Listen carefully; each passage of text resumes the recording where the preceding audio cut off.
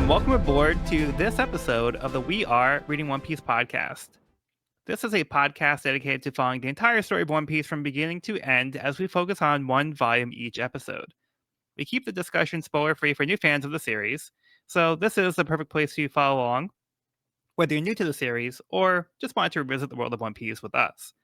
This week, we will be covering Volume 40, Gear, which covers chapters 378 through 388. My name is Joel, and I'll be your host. Joining me today, we have Sean. This is Sean. We have Evan. Hello. And we have Cody. What's up? Yeah, so last episode we had some technical difficulties, and it was a little wonky, but let's see if things work for us this time. Fingers crossed. But yeah, I'm sure we're all excited to dive into this one. It's been too long. Oh my god, I'm sorry. This is the perfect one to come back on. Yeah. Things happen. Stuff goes down. Oh, we have our summary for the entire volume. Yeah.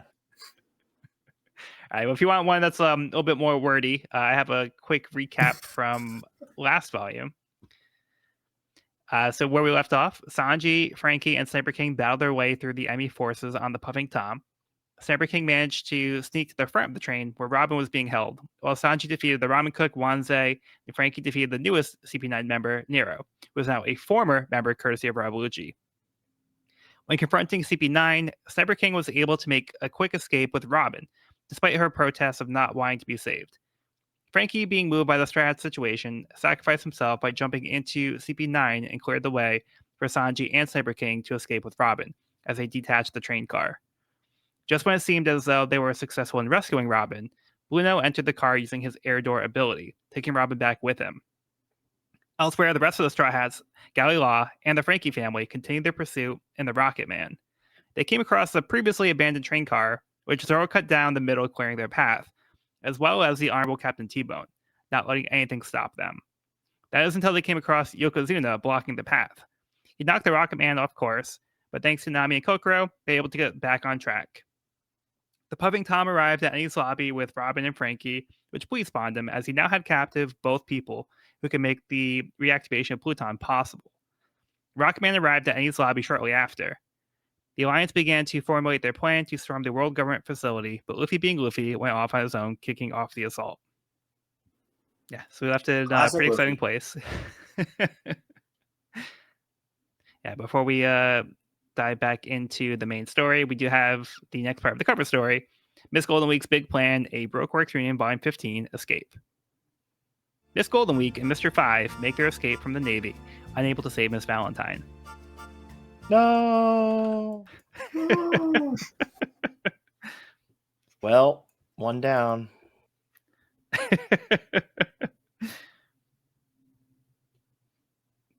Yeah, it looks like Mr. 5 put up a valiant effort with some burger bombs over here. But not enough. He tried. I think this is the most menacing that Django and Full Body have ever looked. Like running from the fire. I think you're not wrong. And they're also like in like their swim trunks still. So on top of that, they're like diving like full uniform.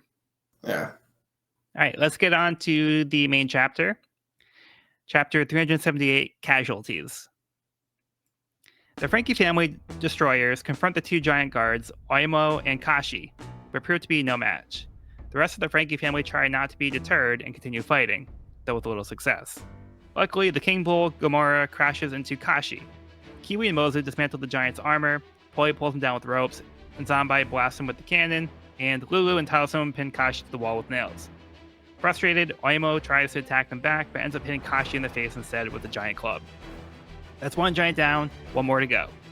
Meanwhile, one of the officers gives a status report to Spondum. He tells Spondum that he estimates around 400 casualties. When Spondum doesn't believe what he's hearing, he asks for confirmation he means 400 guards. The officer attempts to update his estimate. He thinks about another 100 had just been defeated, so when he tries to tell Spondum it's now 500, he only manages to get up to number 5 before being knocked out. Spondum now has a false sense of security as he is informed that Lucci's party has arrived. On Rocket Man, the rest of the Strat has prepared to engage, now that the initial forces should have opened the gates for them. It's only 5. 5, Not to 400. worry, What's the just difference? 5. No big deal. What a wimp. That's the Luffy Wait. guy. You know, he's cracked up to be Oh, 100 yeah. million for 5 guys. Yeah, that's not it. Yeah. So, what do you guys think of the beginning of the chapter here? We see the 2 giants kind of in action. We talked a little bit about these the Frankie Destroyers last volume, about how like, they're not really giants, but they're kind of pale in comparison to full on giants here. Yeah. What do you guys make of these guys so far? I just love the perspective in this first spread, with showing just how massive they are, even compared to giant destroyers. Yeah. Yeah, it's a nice little diagram. You can see like regular people, the Right. destroyers, and giants. Line up tallest to shortest. Yeah, this was a cool fight, and it was fun seeing Galley Law fight side by side with the Frankie family. Yeah. They were Kicking like some butt. very coordinated for like not really working together. Yeah. Never thought I'd die fighting side by side with a Frankie family. Yeah. It's like Lord of the Rings. It's like Gimli and Legolas. Yes, that was the Yeah. reference I was making. There. Yes. Very nice. I'm glad Mozu and Kiwi got to get something in there. It's mainly destroying the footwear, but I feel like that helped. Yeah. Got him off his footing, which is pretty sick. And then my guy Paulie, got to give Paulie his action, Once again, like just impressive feats of strength from Paulie. Yeah. Mm-hmm. like how strong is this guy? Like he's able to pull down a giant. That is pretty crazy. Yep. Oh, and Zombie's face as he just taunts Kashi is priceless. Even when he's like, okay, he's just like, "Arr." Yeah, just like the classic, like pull the eyelid down and tongue out. Oh, that is such a anime FU face. Like you see it across a lot of things. Yeah. Also, the reaction shot from Oimo is pretty great. Yeah. Yeah. After smashing his comrade in the face. Oh, speaking of Oimo, so his whole shtick of referring to himself in the third person by his name. Joel, do you know if that's a pun or anything like that? Like, does it translate differently in Japanese? Like, is there any other meaning there? I guess I didn't have a chance. Not that I know of. Okay. Yeah, I'm not aware of anything like that. I think it might just be like just silly. Yeah, just. I mean, I could be wrong, but yeah, I think it's just like it was like a fun way to switch things up a little bit. Yeah. Because like Hina also does the same thing too, where she speaks in third person. You're right. You're totally right. Yeah. So maybe some people just do that in One Piece. So what you're saying is that Hina is Oimo's daughter. Because clearly they speak the same, therefore they're related. That's how One Piece works. I think we can put that one in the solved theories. The questions that nobody was asking. I'll see you in 500 chapters for my celebration. Well, you heard it here first, and probably only here.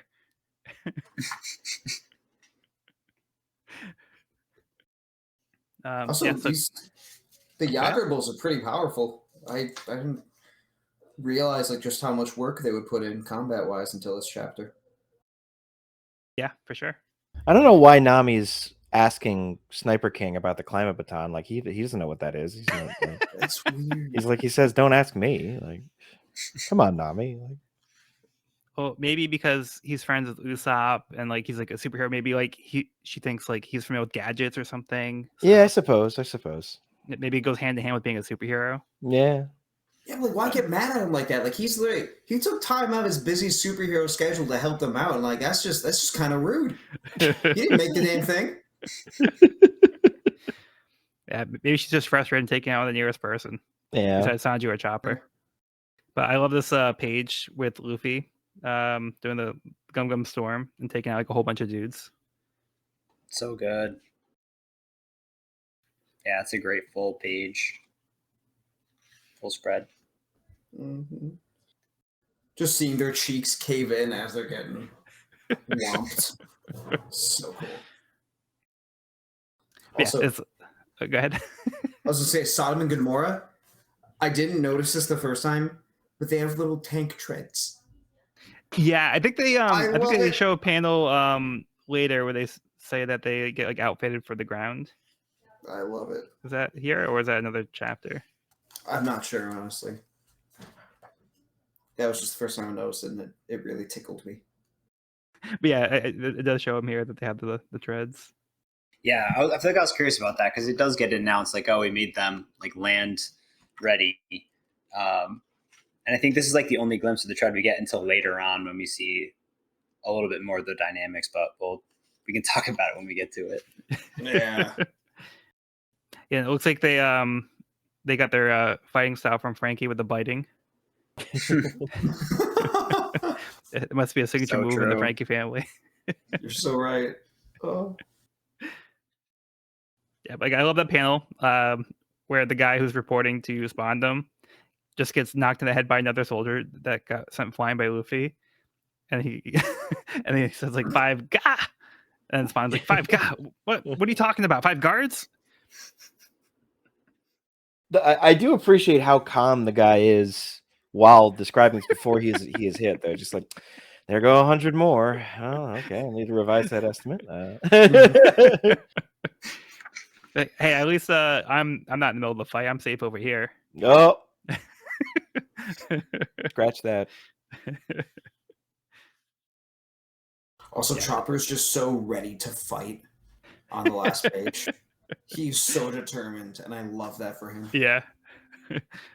You just like stand there like probably like singing the Cyber theme, a Cyber King theme in his head, like on repeat, like hyped up. Yes. Buddy. Yeah, Cyber Island's in my heart. I'm ready. Let's go. Yeah. So, do you guys have anything else you want to add here? Well, pretty good. Yeah. Okay.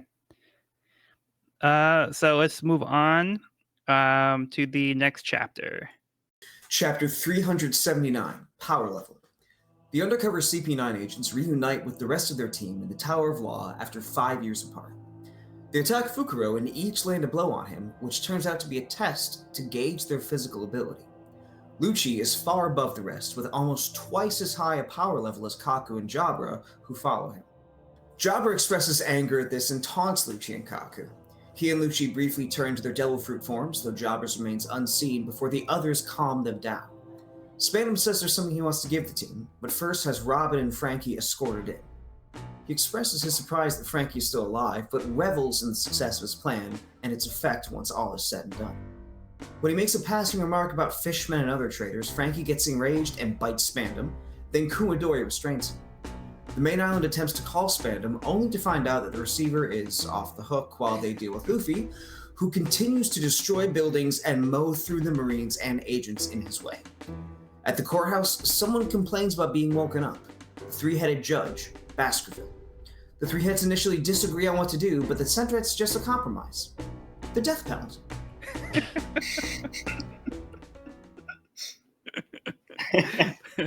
That's such a good line. Yeah. It makes sense. It makes sense. You We'll know, compromise. be in the middle. Yeah. Right and left, they can get along. Yeah.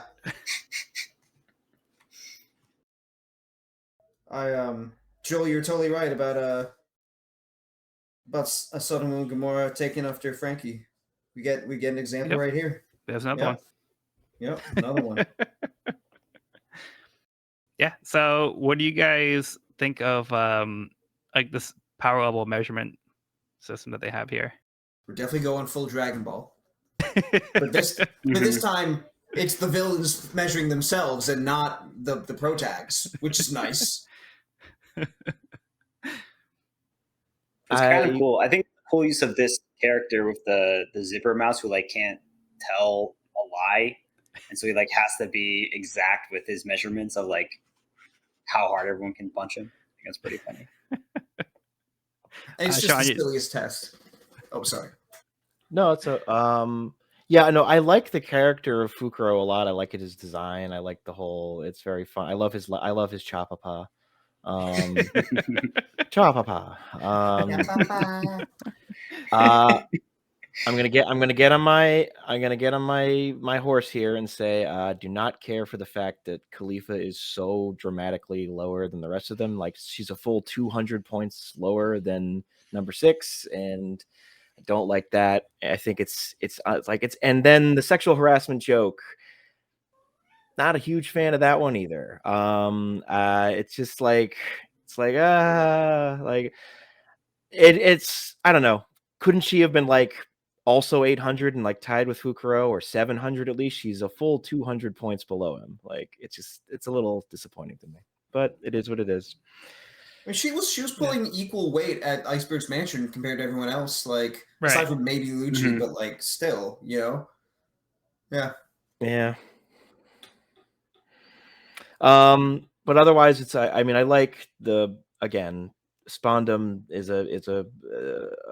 just a walking reaction machine in terms of just watching him just get absolutely humiliated. So that's very fun. I appreciate the fact that Frankie just bit his entire head, like, and not just like his ear or something, like his entire skull.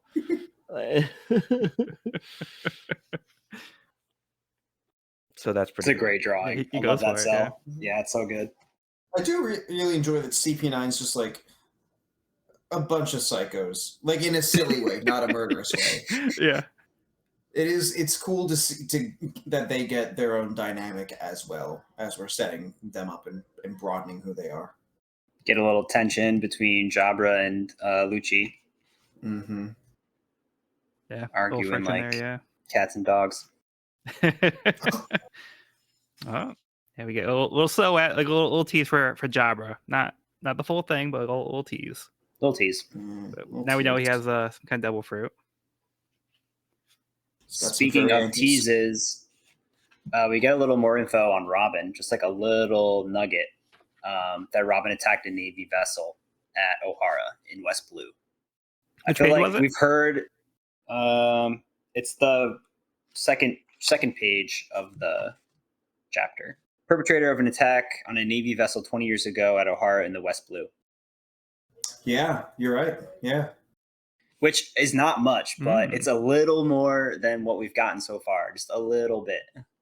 Mm-hmm. Like we've heard O'Hara before, but we haven't heard that there was an attack on a Navy vessel. Man, they're just like really slowly pulling back to like Robin's backstory. Yeah, I wonder if we'll get the full details at some point. Yeah, I mean, that might be nice to kind of fill in the blanks here. It's like right now, it's like you said, it's like very big, so mysterious. Yeah, I'm really curious, Evan. Like, what's your overall impression of like this mystery with Robin and her past and everything? Like, does this new little bit of information like give you any new thoughts or direction, or is it just like a hey, we're here for the ride? I feel like the fact that we just keep getting little nibbles makes me feel like it's probably a really big deal, because I mean, I feel like ever since Robin's been introduced, I feel like I've been saying it. She's like, seems like a very integral part of the storyline. And I think it's because we're not getting a lot. Like, I feel like Oda's really holding back on her story and just like really giving us little tiny like nibbles at her backstory here and there, and never giving us like a full bite. And I feel like that's probably because it's very crucial to the story and like really important, would be my guess. Maybe. Yeah, I mean, we have been kind of getting like drip fed some information, but like I agree, because like at this point it does feel like she's being built up for something really important. Yeah, and like which is highlighted in the story pretty much like exactly. So the fact that like the government is like after her so like vehemently, I think that kind of like says a lot about like how they view her and perceive her. Yeah. Clearly a big deal. and her ability to read the poneglyphs is obviously like that factor, Mhm. and Yeah. being like one of the ones that can, that we know of. Right. They do not like that. Also, we see some devil fruit. Yep. It's true. Look at those. He actually just wants to give him the box, though. The fruit he just forgot to be left in there. That's his lunch. That's his lunch. You know what? He should. I would love it if he ate both of them. That would be wonderful. Yeah, I'm sure that'll work out great. Yeah, definitely should do that. He's not So just we don't know what they incompetent. do yet, but yeah. So we do see a little tease that these might come into play at some point. Maybe. Oh wait, we missed a power level though. Spondim's power level is 9. Amazing. Did they say that 10 is like Okay. a normal person? Yeah. With a gun. Like- With the gun. With a gun. With the gun. Yeah, I mean the power level thing, I think it's kind of arbitrary, and like to be honest, like it's not really something that's going to come up again. It's just kind of weird that they at this point have some kind of like quantifiable way to measure somebody's power strength. And yeah, I don't know. It's not something to really be too concerned about. I think it's like kind of like a fun thing here, as long as you don't take it too seriously. But I think it's like a funny method that they have to like kick Fukuro to get an idea of what their power level is. Yeah. I just found that kind of amusing. I do enjoy it and I did enjoy it, like, because so Enies Lobby, this is like the arc where I caught up with the manga. I think like, well, I want to say 3 or so volumes from now is like when I became a weekly reader of One Piece. Gotcha. And seeing like the power level of them, it like week by week, it did a lot to like build hype of like, okay, which Straw Hat's gonna fight who, and like, Yeah. I'm not as big in the power scaling, but like there were definitely that fueled a lot of that. But it's also cool because like, you know, Skypiea did have a lot of like one-on-one fights. But this is like the first time we've been like, okay, we've got like this huge group and the Straw Hats, like, and we know everyone from the jump. And they're also introducing like so many, like a whole half this group at once. So it does like a little more to kind of flesh them out as well as the characterization. So I think it's a really good hype tool, personally. Yeah, that's fair. I think there's just some other really fun little gags in this chapter as well. Yeah. Where Fukuro blabs out Gathrin breaking up with Blueno. He's such a troll. Such a troll. And Fukuro says all of the island's guards are gossiping today about how yesterday you got dumped by that waitress Gathrin. And then Job's like, hey, wait a minute. How's everyone know that? And Fukuro's like, I talked about it on the main island. It's because of him that everybody knows.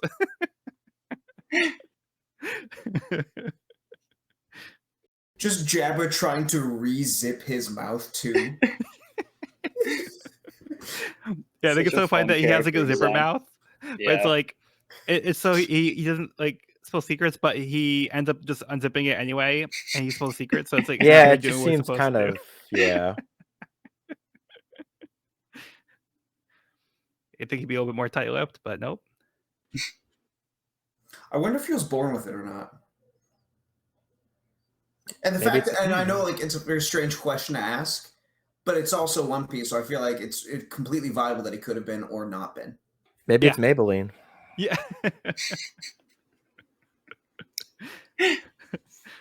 No, but I think that a lot too. Yeah, that's a question I ask myself a lot too, is because there are just different people in the world that aren't devil fruit powers. So like I sometimes I kind of fall into a trap. It's like I think like devil fruit powers are what would cause somebody to have some kind of different look to them. But then you see like people like this, or even like Masura and like Shoju, like how they were just kind of like they looked like, you know, apes, but they're people. Like so, it's just like people in the world of One Piece are like unique in that way. Oh, and Buggy, who has, you know, the clown nose. Mm-hmm. You're totally right about that. And just the last thing I wanted to also mention in this chapter was another gag. How Spondon breaks another coffee mug. Like, I wonder how many coffee mugs he goes through in the day. Oh, I didn't even catch that. Yeah, so it's on the page after the Gaffin page. Oh, nice. Yeah, where Khalifa accuses him of sexual harassment for existing. Which, to be fair, she's probably right in this case. Speaking of Spandam's entire existence being worthless, so he's weak, he's incompetent. Did he say, was he like full on racist in Frankie's flashback too? I wouldn't put But it past the him. Fishman? Yeah, because he says the thing like, oh, we got to eliminate fishmen and any other traders. I'm like, I know that's a Tom reference, but like, buddy. No, Yep. he's not. You're not my buddy. I don't like you. But like, hey, you could have said that another way, and you know damn well you did. So like, I'm trying to remember if like this ever came up before. I don't know, but I think that's just an indication that he is probably discriminating against the Fishman as well. Yeah. I wasn't sure we've seen it before. So yeah, nice. Good Just job. keep piling it on. There's precious little you could convince me this Spandam is not like bad, like some like negative aspect of him. Like you could tell me like he has horrible BO or that like he and I believe you. Like you don't no evidence needed. It's like, yep, seems to fit the profile if the shoe fits. Like, Yep. God, he sucks so much. Yeah, so that's all I had on this one. Actually, I will say there's one thing that may have been Spam's decision. If it was, it's the one good thing I can see about him, but I can just as easily explain it. It's just some other interior designer. First panel of the chapter, there's little elephants on the columns.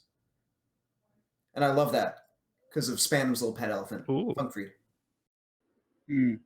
So if that was his design choice, it was the one good movie he's ever made.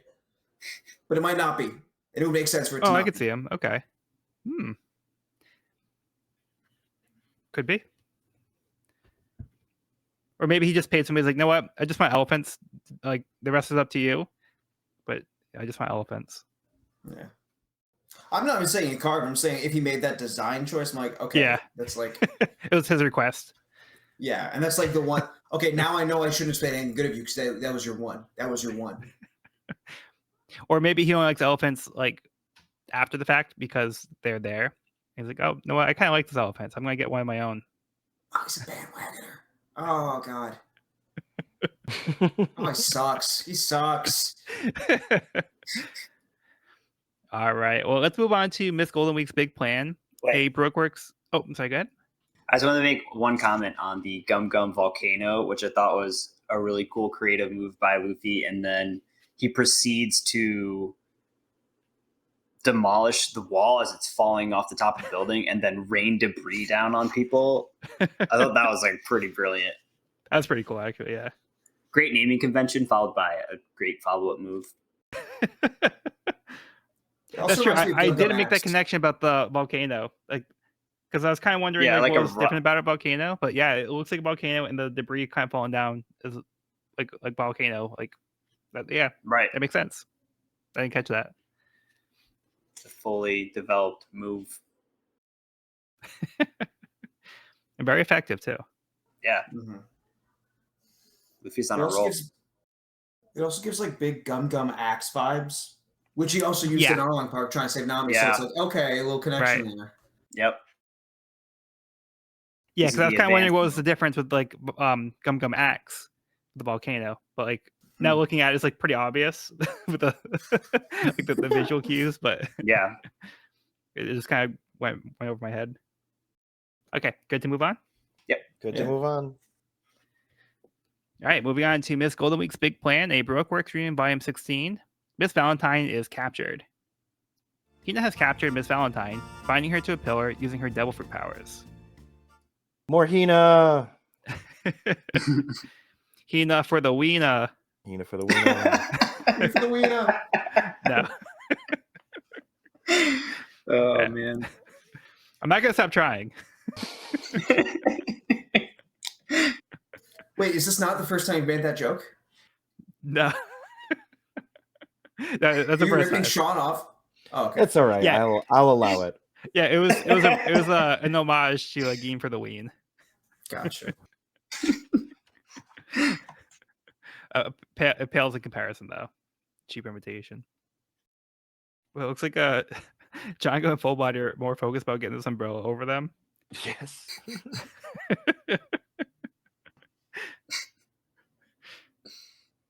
I don't know what Full Body has to be mad about right now, honestly. Yeah, I don't know exactly either. I think he he's trying just to look has cool yeah. so that Hina likes him. Yeah.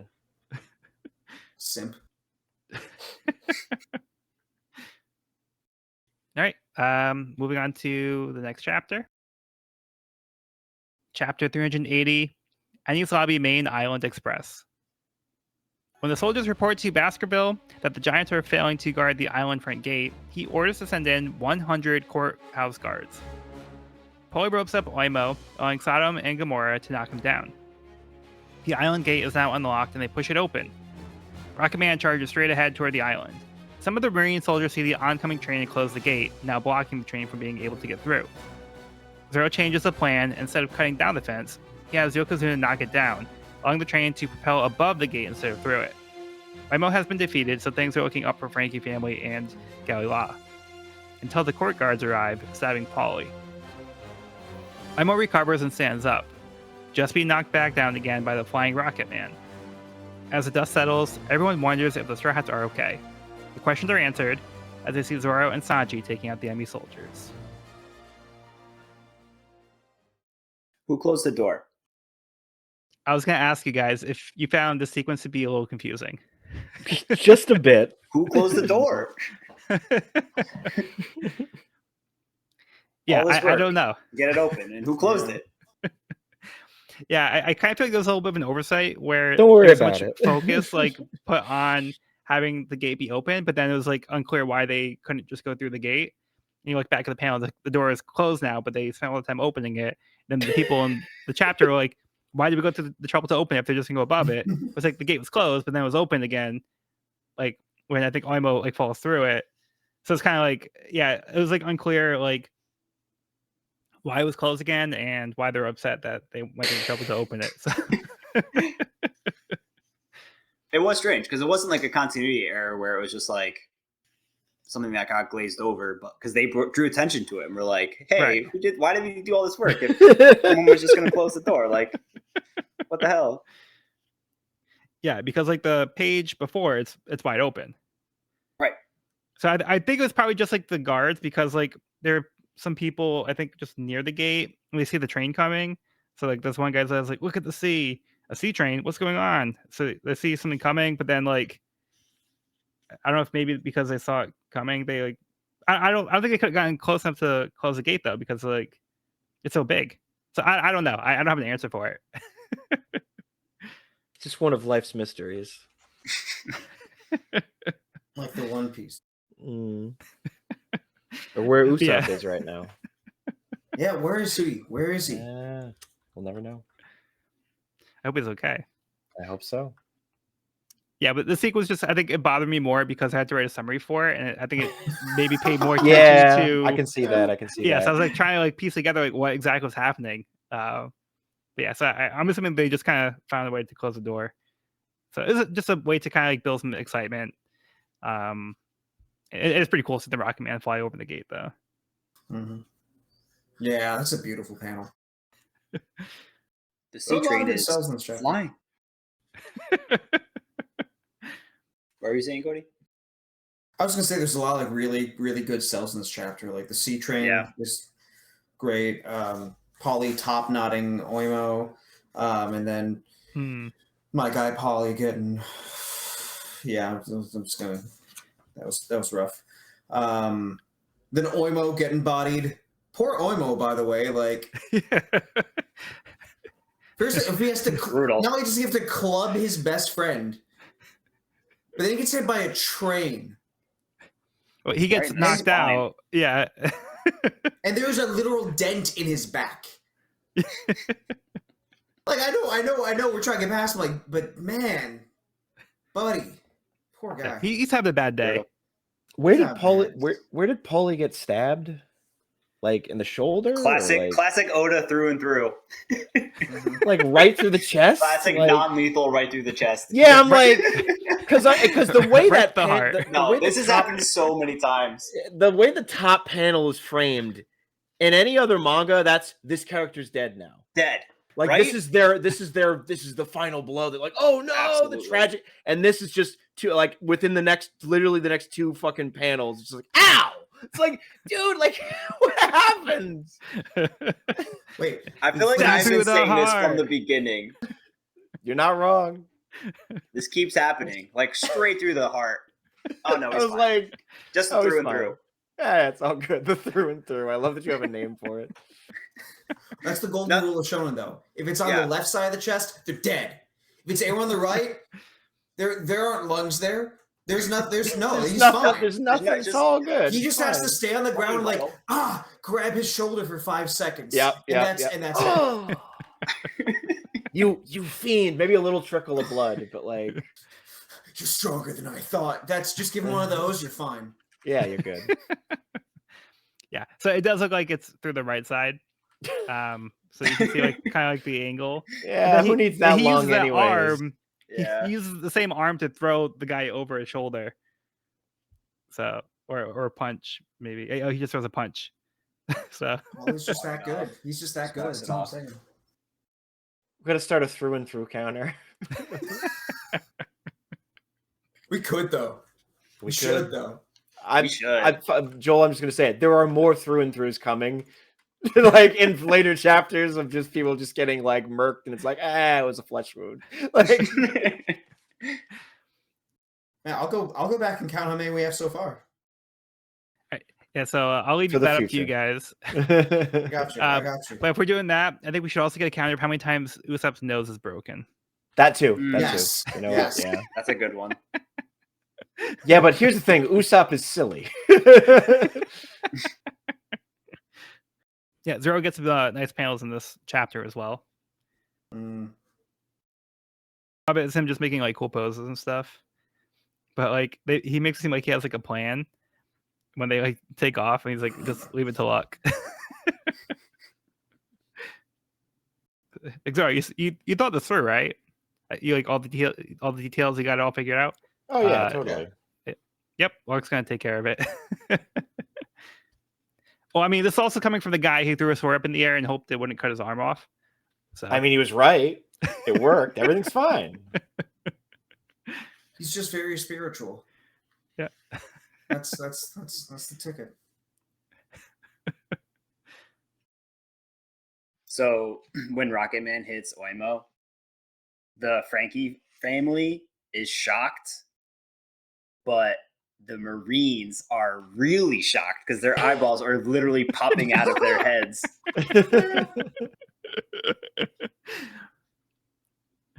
All of them. True. All of their eyes left their body.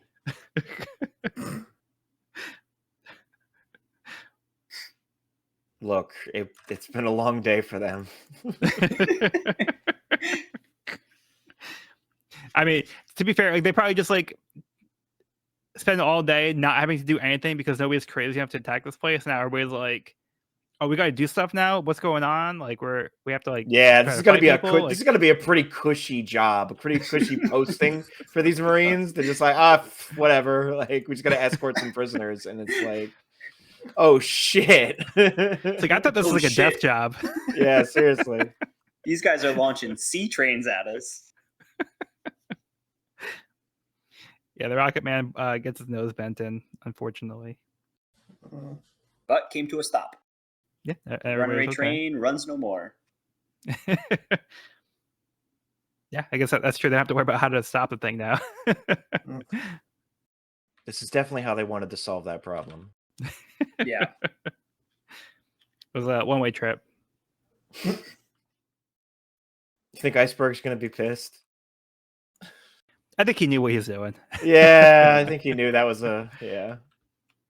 I think he'd be more mad about the Puffing Tom losing his car. So. I think the Rocket Man looks even cooler with the bent nose. I mean, does add a bit of je ne sais quoi. Yeah. Some like battle scars. Hey, anything else to add? I'm just really feeling the drip on these courthouse guards on the dog squad. Like, yeah, let me just roll in with like a crop top and Wolverine blades. That's a bold choice, and I respect it. That's the standard uniform. Wonder if that was a Spondum's decision as well. It better not have been. I don't want to. There's no Cody way. doesn't want to accidentally compliment something Spondum did. I refuse. No, he just elephants. I'll give him that. He is not a style like that. He is not fashion like that. Wait, I need to leave. Here's a nice vest. Crap. Okay. I do like some of the dogs though. Like have like a kind of like a silly face. Like this one like on the left, like the leftmost one that's like fully on the page. It's kind of like the little dots for eyes, and there's another one off to the other side as well. Yeah, I noticed that. He's like, it's my first day on the job. He just thinks they're playing. Definitely. Hey, you guys good to move on? Yeah. Good to go. Yep. Okay.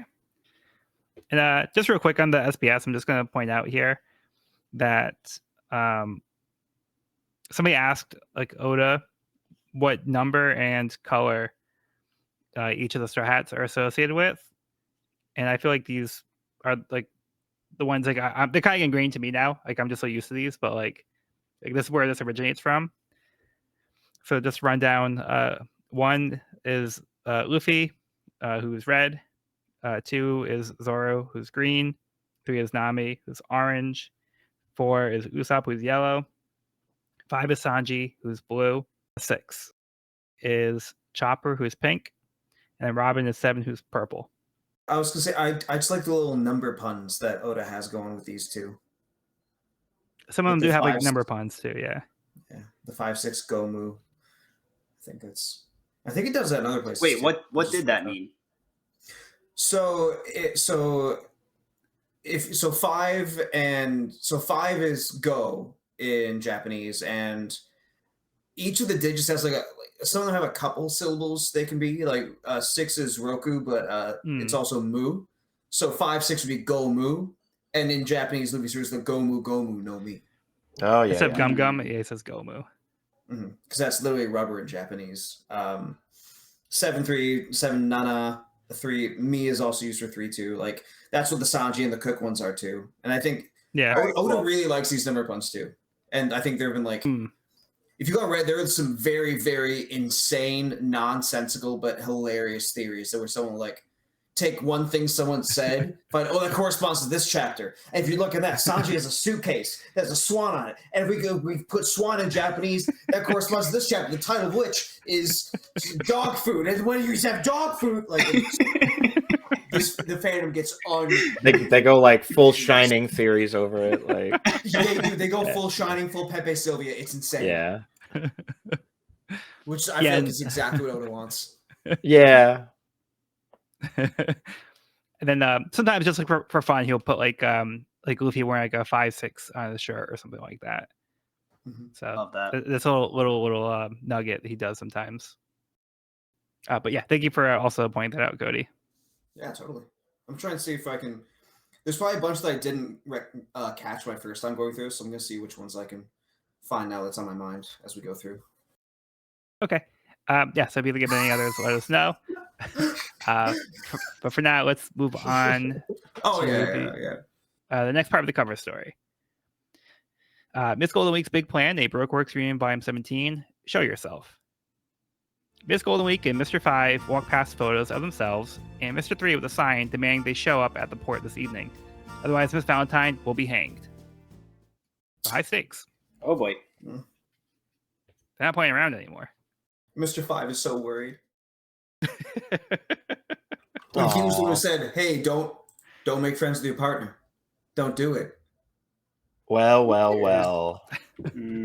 He's got a heart after all. Well, he could be worried about himself. That too. That's true. He could. because his face is right over there. Yeah. Although I think it's interesting that Mr. 3 is shown here as well, because we haven't seen him in this cover story. Yeah. And Cody, I'm not sure if you wrote summaries for the cover stories, but normally I just do those.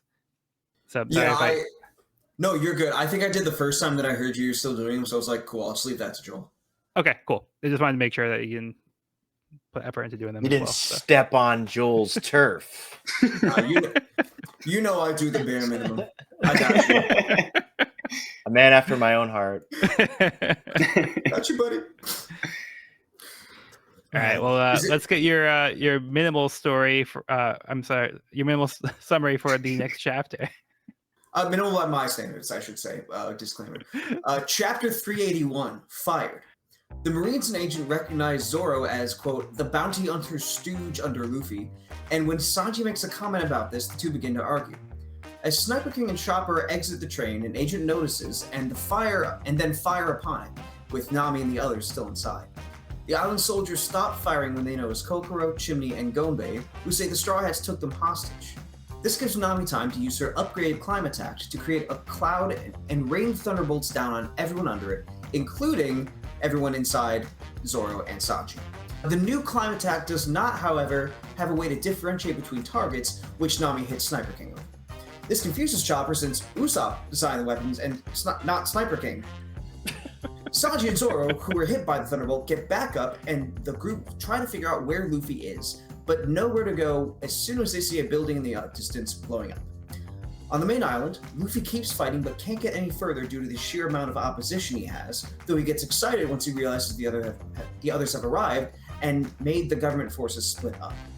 When those forces make their way to the crew, Polly tells them and the Frankie family to get on the King Bulls to try and get past all the guards. As the courthouse guard dog unit tries to ride up onto the Bulls, Polly jumps down to fight them, but not before giving the Straw Hats a message for CP9. They're fired. The Galilot foreman made quick work of the unit, allowing the Straw Hats to proceed. All right. Wait, so Sniper King is Usopp? Yeah, big reveal. Any conclusions? What? Oh, no. There's a reveal. No, I'm saying she hit Sniper King, which is weird because Usopp designed it, not Sniper King. No, we see the face under the mask. Yeah, Sniper King's mask falls off. I mean, God. Holy shit! Unless Usopp has a twin who is an assassin. Maybe. I mean, no. So, big reveal. Nobody saw this coming. Chopper almost sees Sniper King's face as well, so that's a close call. But yeah, his mask falls off and reveals Usopp. Oh. Wow. Yeah, what so Evan, what did you think of this reveal? I mean, yeah. So I thought it was funny because like, wait, it was gonna be a surprise. Yeah, last episode, I had to bleep out you spoiling this. So damn. Oh man. Yeah, quite a shocker. This might be one of the top 3 reveals in all of One Piece. It's up there. Yeah, I love how much he tries to keep the the trade going. When like Chopper asks, "Are you right, Sniper King?" He's like trying to cover his face. He dashes to grab the mask. Good on Chopper. Doesn't the rest of the crew already know? No. Well, not the rest of the crew. Luffy definitely doesn't. Or Luffy and Chopper probably, don't. Yeah, okay. But everyone else, I'm pretty sure, is aware. Everyone else made the connection. Yeah, Nabi, Zoro, and Sanji have all made the connection. They made the connection last volume, which is why I feel like I probably ended up spoiling that on accident. No, it's not meant to be like a secret. It's never really a secret. Yeah. It's just supposed to be a spoiler-free channel, so like we're doing our best. Yeah, it's just fun to play up the obvious secret. Yeah. But like, you know, because Nami straight up asked Sniper King about the climate baton. Like, you know, as was mentioned earlier. So like nobody else is like trying to go along with it and trying to pretend, but Chopper and Luffy were they were genuinely fooled. God bless him. Nami's screaming jump away face is peak stuff. Yeah. Good feet for Yeah. Nami too. Nami, why are you hitting Sniper King? I could have died. Although very powerful attack. I feel like this is the most powerful we've seen Nami. Yeah. Nice upgrade. Mhm. She just took out a whole slew of people. Yeah, they're down. Oh, also, first page of the chapter, the doors are open. Yeah, I think they got reopened after they jumped over the gate. I think it was. I feel like an assistant just screwed up or something at the end of last chapter. I don't know though. No, because they unless they try to cover up by putting like the clack sound, because they put like a sound effect to show the gates closing. Because it's like check, and I say the main gate is closed. Well, yeah, that's in the text. So, Oh, I mean, I might miss that then. Never mind. but yeah, so the gates open. They're in. They're all good. But yeah, I don't know why Nami thought that the You're right. attack would have been what'd you say? It was a selective? Yeah. Like I don't know why she assumed it would be a selective. I mean, it would be nice. But how do you control that? You can't control the weather. and unfortunately, Zoro and Sanji got hit by the blast. Sanji They're doesn't fine seem like to two mind panels too over. much. Yeah, Sanji didn't mind, yeah. Sanji may have the most experience with getting hit by electricity as it is. Considering some experiences. Some recent experience. Yeah. His nerves are just deadened to it now at this point. He's almost as immune as Luffy is. Yeah. Speaking of Luffy, I love how so should we search for him? And all of a sudden, like top of the building explodes, and like, oh, there he is. Just follow the explosions. Where could he be? Also, great Polly line. If you meet them, tell them they're fired. So good, so good. Yeah, that's a good one. So badass. I like to imagine that they're legitimately hurt by that. Like, oh, I liked working there. What are we gonna do tomorrow? For what cause? I had a shift lined up. I better get paid for my vacation time. Seriously, do I get to keep my dental? No severance. Sorry, they'll get offered Cobra. They'll be okay. Mm. He demolished the courthouse guard force. That's a little payback from Paulie. Yup.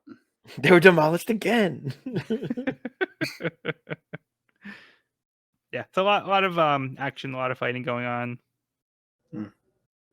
I do enjoy, and this is probably more of a translation thing than the story itself, but when the one guy hits the tree instead of Luffy, and the other guy's like, "Dang!" There's something very, very silly about that, which I like. You see, like Luffy just riding by. Yeah. I mean, Luffy is just mowing people down. Mm-hmm. Like they clearly went for like the quantity over quality factor here at this lobby because Classic. Yeah, they're just getting mowed down. I imagine this is like the Pirate Warriors games. Mm. It's like a Dynasty Warrior entry, but with One Piece. I think I have Pirate Warriors 3, but I haven't played it. I think I have it on Steam. I think I got it in like a sale or something. Yeah, and in those games, you essentially just like mow through like thousands of enemies. So it's pretty much just like this. Yeah. Anything else on this one? I'm ready. I'm good. Mm-hmm. I'm set. Okay. Moving on to Miss Golden Week's Big Plan, a Baroque work 3 in volume 18.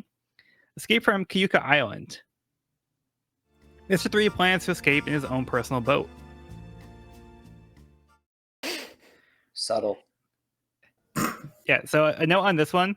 It's a little confusing because Viz randomly decided to change the name of Vacation Island to Kayuka. But it's the same island. So it's like not clear that Mr. 3 is on the same island that everybody else is right now. But Kayuka means leisure in Japanese. So the original text probably said Kayuka Island, and they decided to translate it at first. But then they decided to untranslate it. So I don't know what the decision was behind that.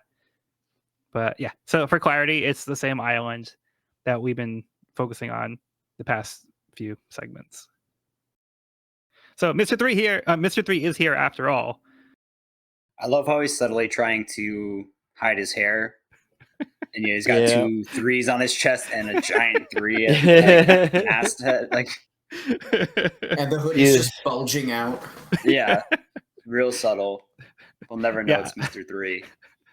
I like how the hair keeps the hoodie up instead of like pushing down. Yeah, still completely revealed. Yeah, it keeps it up. Yeah. And then his boat has the big 3 at the front. That was I am terrified. Yeah, I don't think it is, thank goodness, but I am terrified to imagine the 3 on his boat is also made of his hair. Yeah, there's a thought. Maybe he puts the wax in his hair to keep it in place like that. Maybe. Mm-hmm. All right. Enough of that. Let's move on to chapter 382, Demon Lair. The Strats crash through the enemy forces, now mounted on Sodom. In the Tower of Law, Spinem steps on Frankie in retaliation for attacking him earlier. He tells him that his friend, Iceberg, played it smart by becoming a valuable asset for the government, making him difficult to deal with even for them. Things started going his way once Aokiji reported that the Straw Hats were on the way to Water 7 with Nico Robin. He announces that he will now have the power to rule whichever country he chooses. Robin asks why Aokiji would give him authority for a buster call, but Spinem does not like being questioned by her and punches her. He says she is a disgusting child of Ohara, and she should be grateful to him for giving her purpose. He then makes it clear that he will torment her and use her, making her wish she would die before he throws her into the sea. Just to add to her misery, he adds in that her friends came to the island to save her, but they've all been captured and will be taken to Impel Down. She shouts that this is not what they agreed to. She cooperated and turned herself in to spare the Straw Hats. Spinem tells Lucci to remind her of what the exact conditions were. He states, "We will let all 6 Straw Hats aside from Nico Robin sail safely from Water 7. The Straw Hats have now left Water 7, and the conditions of the agreement have been met." Robin tries to reason with him, but Spinem makes it clear that he doesn't have to honor any agreements with pirates, as the Navy isn't shy about taking advantage of them. Just outside, Luffy continues blowing away all the soldiers in his path, not letting anyone stop him. Back inside, Blueno seems surprised to hear that Luffy has appeared and notices the transponder signal receiver is off the hook. Fukuro relays that the last report was that there are only 5 casualties. Spinem orders to have Frankie taken to Impel Down, and Robin moved to Navy HQ immediately. He celebrates that CP9's status will grow after this victory. Luffy says he only follows orders. The only thing he cares about is satisfying his bloodlust. Spinem believes nothing can stop him now. Back outside, Luffy has managed to evade the soldiers and makes it to the top of the courthouse. Unfortunately, this is the last building he can get to, as the Tower of Law is on the other side of the giant gap. Blueno arrives through the air door, confirming that his suspicions were correct, that there must have been more than 5 casualties if Luffy made it this far.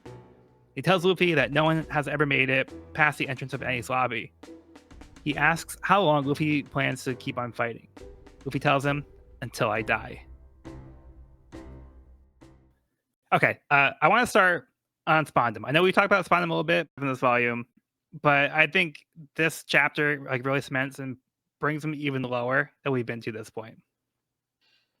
You know, you didn't think you could get through that barrel, but then he just scrapes it even harder. Like, he goes to a whole new level of fuck this guy. Yeah. He's a snake. I'd forgotten how much I hate Spondum until I reread this volume. God! He just... I mean, what can I say? I haven't said. He's incompetent, but then he thinks he's just has these delusions of grandeur, and he just sucks. He just sucks, Yeah. man. He hit Robin like Yeah. she doesn't deserve that. That's just fucked up. Sorry. No. I mean, I think that is the correct primary reaction. thing here. Yeah. That I feel is. Yeah. I just don't know if I'm allowed to swear. That's my only thing. Oh yeah, no. Feel free. Oh fuck I that. do. I fucking do plenty. Fuck Spandam. Fuck Spandam. Fucking hate Spandam. Fuck that guy. Yeah, the only time I censored the podcast was, like I said, the last episode where I bleeped out Evan and Sean saying Usopp. That's the only time Amazing. I actually censored anything. I love it. God. But yeah, he's absolutely slimy and despicable, and punching Robin for asking like a legitimate question. Like, he doesn't have to answer, but he doesn't even have to he doesn't have to hit her like this. That's just like a complete lack of respect for another human being. And he sees her as like less than a tool, and he just cares about what he can get out of her. And he thinks that he's doing her a favor by taking her worthless existence and trying to use her for something that he considers to be the quote unquote the greater good.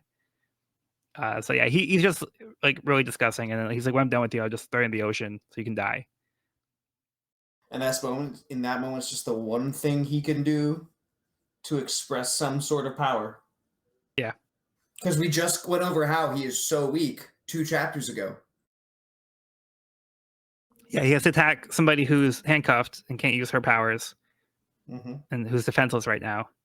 So, and it's just called out his main way of expressing his power through his rank. Exactly. Sorry, didn't mean to interrupt you there. No, that was good. I think Robbie maybe pushed one of his buttons. Maybe. What part of him isn't a button, honestly? Yeah. But I think. But yeah, But maybe asking like why he got authority, maybe kind of like questioning his rank. Yeah, I think he's like insecure. Yeah. So by like her asking like, oh, why would you of all people? Like, she didn't really. It doesn't seem like she meant it this way, but I think this is the way he took it because he's that insecure. He kind of projected that like she was questioning his authority, and he was trying to overcompensate for it. Yeah, because he clearly seemed affected by the question, and he clearly didn't have a good answer for it. And instead of answering it, he just exactly. So I'll give him this: he's a very well-written abuser. He sucks. It's just but it's also like this is kind of real. Like, that is how this goes down, and it's fucked up. God, I hate him. Yeah, I think it just goes to show like how much of a villain like he really is. Like, in every sense of the word, he's like a villain. In contrast, I like this line he says, "All are powerless in the face of great justice." And then the next panel shows Luffy just taking out all the guards. I also like seeing this side of Lucci. I mean, we've seen it. I feel like we saw it last volume, but Spanam's all celebratory and like, cheers. We have the 2 people we set out to get. Let's celebrate. And Lucci's like, nah, I want blood. Like, I'm not satisfied. I thought that was like a pretty cold side of Lucci. Yeah. Which he's already shown himself to be a pretty cold character.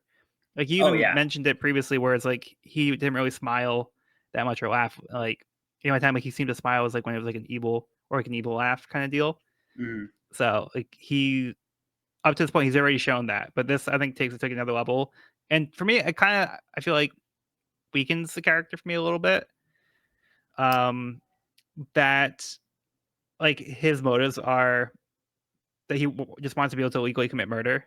So I kind of feel like that's like a shallow, like kind of weak motive for a villain. But that's just really maybe my opinion. Because I honestly, I completely disagree. That's actually why I like Lucci.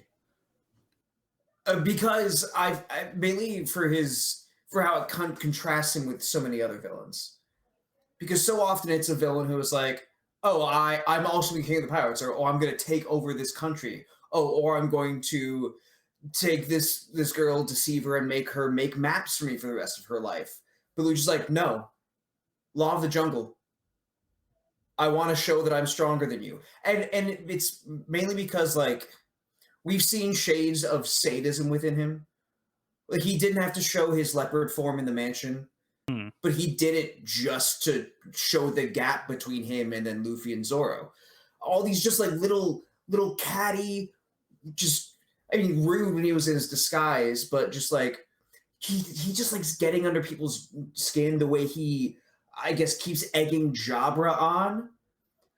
To me, I think it's a nice departure from One Piece villains. I do think that if we're trying to like say, okay, who is like the grandest villain with the strongest effects on the story at large, or the greatest ideological conflict with our protagonist, I don't think that's Lucci, but I find his main motivation being just that, and the way he has gone about it by basically using the government as a way to enact that while still being low in rank and still being the strongest one in this group. To me, I think it's a very interesting configuration to follow through on. But I also see why that might not hit the same for other people, depending on what you're looking to get out of a villain. Like what we were talking with our arc rankings. Yeah, so I see where you're coming from as well. I just feel like it's kind of like a simple like reasoning, and like he doesn't say he wants to be the strongest necessarily. Like that could be like some of behind it too, but it seems like he is essentially abusing the system by using like the government to commit murder. But yeah, to me it's just kind of like I said, it just feels like a simple, less interesting like viewpoint for a character. So it's not like an ideological type of difference with Luffy. Right. It's just straight up. It's a cold. I mean, I'm not saying there's anything wrong with it. Like we can't have that kind of villain in One Likewise, Piece. yeah. Yeah. To me, it's just personally less interesting for a motivation as to compared to somebody that might have some kind of different plots. Like Crocodile, for example. Crocodile had like schemes, and like he had like certain goals he was trying to accomplish. And I feel like his goals were more interesting to me for a villain. But it's just a different kind of character. 100%. And yeah, and no, I think that your side of it is also incredibly valid. Like you said, it's not like an ideological struggle with him. The only thing that I want to, I guess, elaborate on is when I was saying him proving he's the strongest, I don't mean that in like I don't know if for anyone who's seen JJK, like Satoru Gojo being the strongest, or like Mihawk or Zoro trying to be the strongest swordsman. For me, it's just like when he says he wants blood, and based on his actions, it reads as, oh, the act of overcoming something in someone. And like in that instance there, just for context. But again, like we there are different things that we are enjoying about the villains that we enjoy. Yeah. And the fact that we can have so many varied characters and presentations of conflict, that's why I'm here. And that's what's so great about this, Yeah, exactly. But yeah, like so it comes across as like very predatory. Like so like I think you're right, like when he wants to be the strongest, but he wants to overpower things, but it's not like, oh, I want to be number one, like the greatest fighter in the world, but like it's like I want to overpower something else, and make it die. So make it die. That's all he wants to do. He's supposed to make it die. Yeah. Which is very simple, which you are right about. But I like what you said, that's like the law of the jungle. So I think that's pretty much it, because it's like the animal instincts kind of kicking in. So it's very much like I said, like predatory in that way. Like he wants to hunt something, Right. He's like the apex predator, and he's like, this is my territory. I'm allowed to protect it. Right. It's justified. I swear to God, I'm gonna make a Lucci video by the end of this. Sean, did you have anything you wanted to add in on that, or? Not particularly. I think I it's a cool, because for so long Lucci's been everyone else is more comical in a lot of ways. Like even Kaku's got the silly nose and stuff, but and Lucci's just Lucci's got Hatsuri, the greatest pigeon who ever lived. But otherwise he's just been very like middle. He's just been very low key for most of it until we see that he's just as insane as the others. He's just in a less visually silly way, perhaps. But yeah, I think it works for what he is. I think I do think it ups the threat level. Yep. But it makes him seem more dangerous than maybe another villain. Because he straight up is saying like, "I will kill you." Mm-hmm. You know, like that's there's no doubt about it. That's like his intention. You know. Yeah, I think that's always intention too. Like I feel Lucci shows his true colors at the end of last volume. Beginning of this volume, we literally get his measured power to be like, okay, Lucci's like way more powerful. Yeah. Here are the numbers. Like he's literally way more powerful than everyone else. And now he's kind of just like this cold-blooded killer. I feel like there's kind of ramping up that like Lucci is the boss. Because I feel like from the beginning, they all kind of like came out of the woodworks and there was no like clear leader. It was like they all worked for CP9. They all worked for the government. But like, I think Oda's really playing up the fact that like Lucci is the main guy here. He's the strongest. He's the strongest villain in the room. Yeah, by a lot. Sure. By a lot, almost twice as much. Yeah. Yeah. Was there anything else in the chapter that you guys wanted to go over? I'm also whacked the bomb. What's that? I like that the sound effect Zora had when he hit the bomb was whap. Just whap the bomb. That's fun. That's fun. That's all I got. That's what I got. I thought it was interesting on the page to the left where Luffy's shouting out of the way. He's like punching through. On the page on the left side, I don't know if I've noticed this before, but like the text is slanted. I'm not sure if they've done that in the past. I just thought it was interesting because it just kind of stood out to me for some reason. Oh, cool. It may have been something I just kind of overlooked before, but yeah, it's weird to me that the text is actually like askew. That does seem new. Yeah. I don't think I've ever noticed anything like that either. That's cool. Yeah, and then we also get like the setup where Luffy is now face to face with Blueno. So we actually, after we just talked about how we're setting up like with the rankings, like the power levels, like we're trying to see like who's gonna be fighting who, and right off the bat, Luffy is now fighting one of the CP9 members again. But he's like confused when the Blueno just shows up out of midair. You're the cow who was with that pigeon guy. The cow. How'd you do that? Is it magic? Pigeon guy. And nobody has made it past the entrance, so they're making history here. Mm-hmm. Hey, you guys get to move on? Good to go. Yeah, let's do it. All right, let's get Cody's summary for the next chapter. All right, let's see. Chapter 383, Luffy versus Blueno. Luffy tells Blueno to get out of his way, but Blueno criticizes Luffy for not knowing how enormous a crime their invasion is. The Marines keep pursuing the Straw Hats, and Sotomu tells Chopper about how Frankie found him and Gamora in the stomach of a Neptunian he was eating, and brought them into the family, and lets the group know that Sniper King never climbed aboard. The Galley Law foremen continue fighting the island's forces as Polly thinks back to his conversations with Luffy and Nami, and affirms his faith in them. Back on the roof, Blueno explains that the world government is made of 170 nations across the world, and attacking Enies lobby is essentially a revolt against all of them. He reminds Luffy of the difference in strength between them that he has already shown, but Luffy doesn't care and attacks him with a Gum rifle.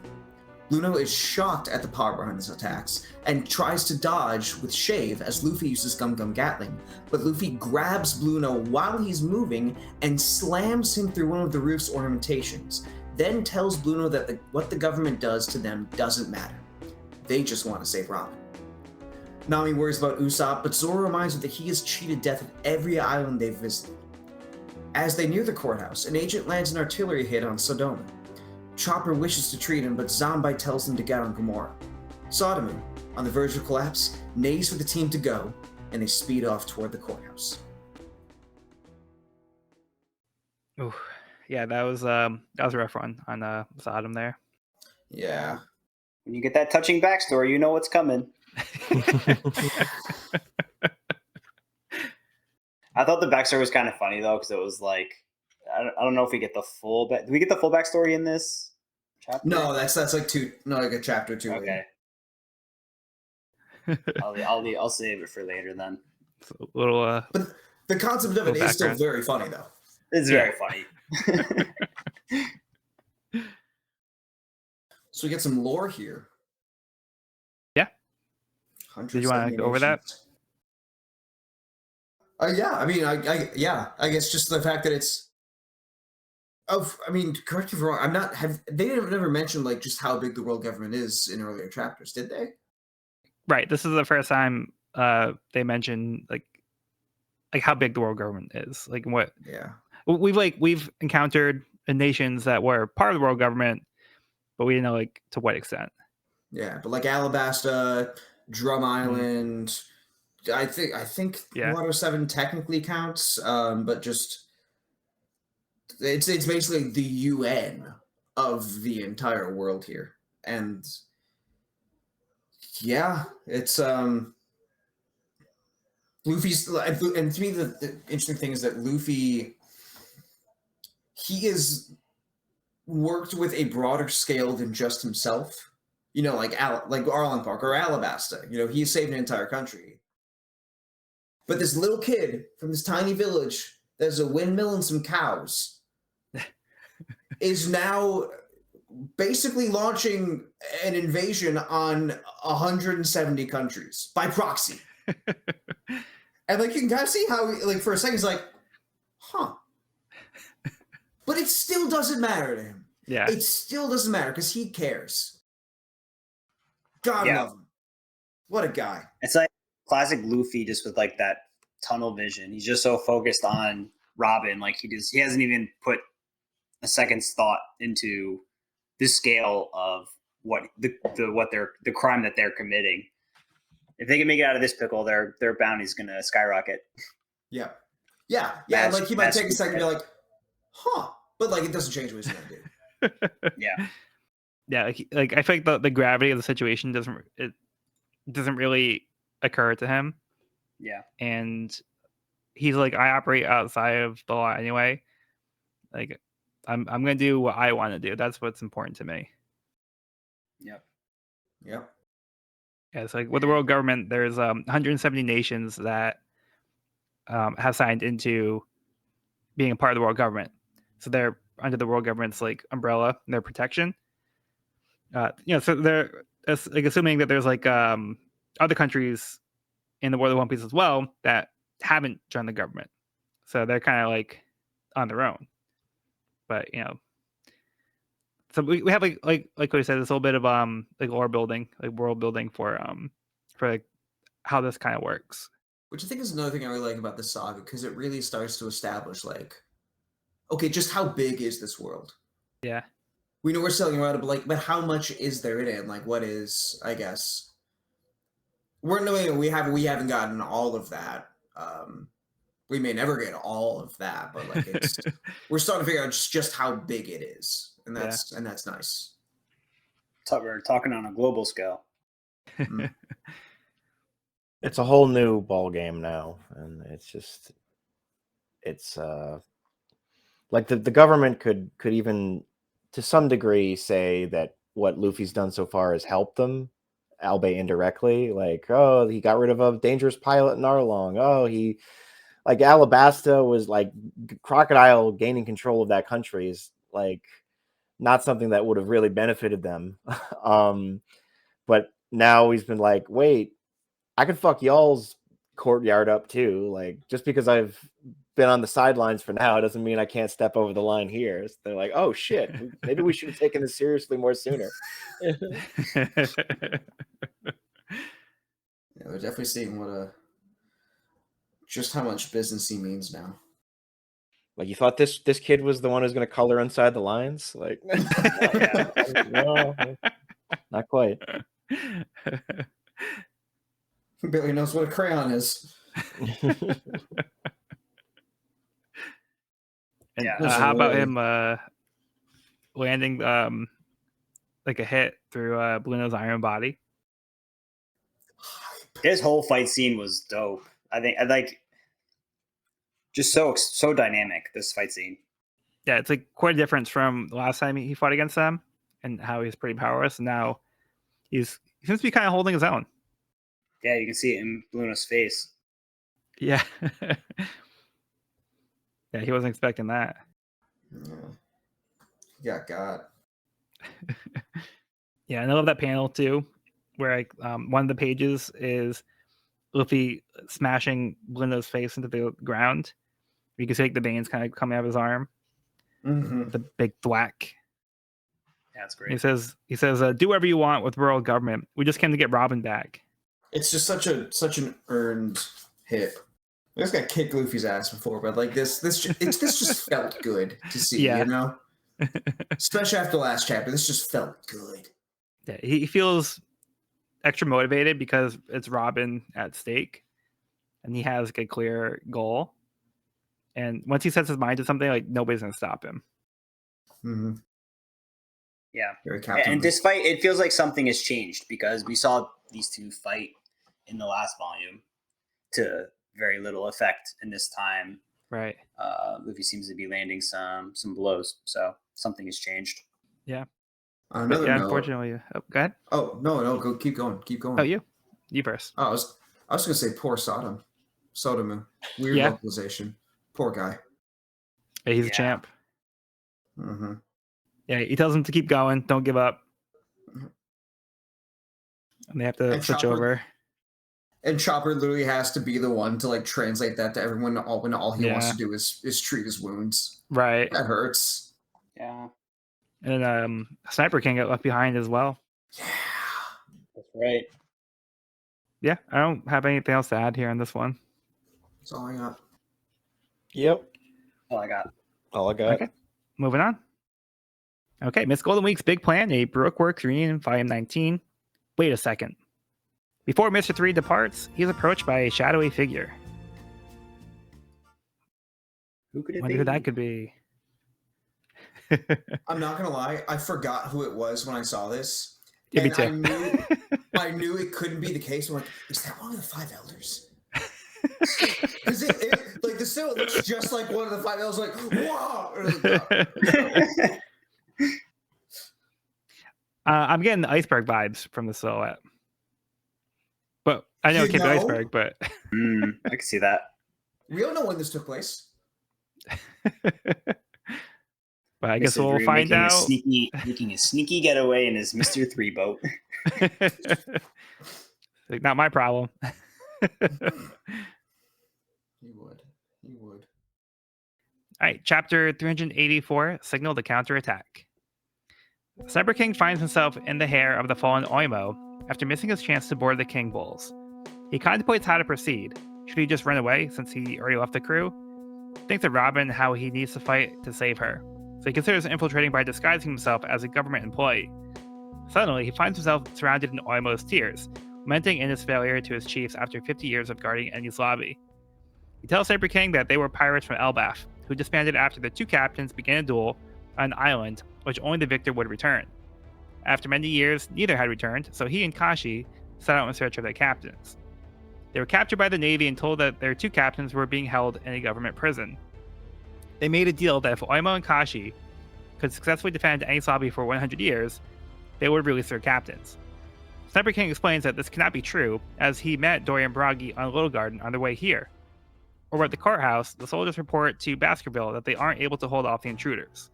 They have no other choice but to release the 11 righteous jurors. As the rest of the Straw Hats continue riding Gamora, Nami gets a call from Kokoro on the Transparendus now. She explains that coming up, there is no road between the courthouse and the Tower of Law, so they will need to pull the lever in both courthouse towers in order to lower the drawbridge. Chimney also adds that she saw Luffy on top of the courthouse fighting someone, so they know where they can find him. Now they know where to go, but unfortunately Gamora is slammed by the heavy ball and chains wielded by the righteous jurors, knocking the beast over. As Robin and Frankie are locked up in the Tower of Law, Frankie says Robin must be happy as someone came to save her, unaware that the Frankie family is here as well. Outside, Gally Law and the Frankie family are struggling. They begin to lose hope as Oimo and Kashi are now back on their feet. To everyone's surprise, the Giants have turned on the world government. Now knowing the truth, they take out their anger on the soldiers, with Sniper King leading the charge. Fuck yeah, Usopp. Yeah. Yeah. Sniper World's King greatest liar and spitting the Giant truth. King. Straight up saved the day. No, like full stop. Like, Yeah. Yeah, good thing he fell behind. And we had this nice little moment that's kind of similar to Arlong Park, where he's trying to decide if he should fight or run away. Should he disguise himself? Like, what should he do? But like, it just kind of happens that he has this opportunity to speak to one of the giants about knowing Dorian Bragi. So, yeah, what do you guys think of this this connection that they made here? I thought it was super touching because, like you said, he was kind of going through another moment where he was deciding whether to flee or to fight. And the Warriors of Elbath, I feel like, hold a special place in his heart because I feel like that arc in particular, he had a breakthrough where he was kind of like, I want to be a warrior. I think that's kind of like when he figured out, like, I want to be a brave warrior. Yeah. And I think he kind of had a breakthrough in that arc. So I think it's kind of cool that it like kind of comes back full circle here.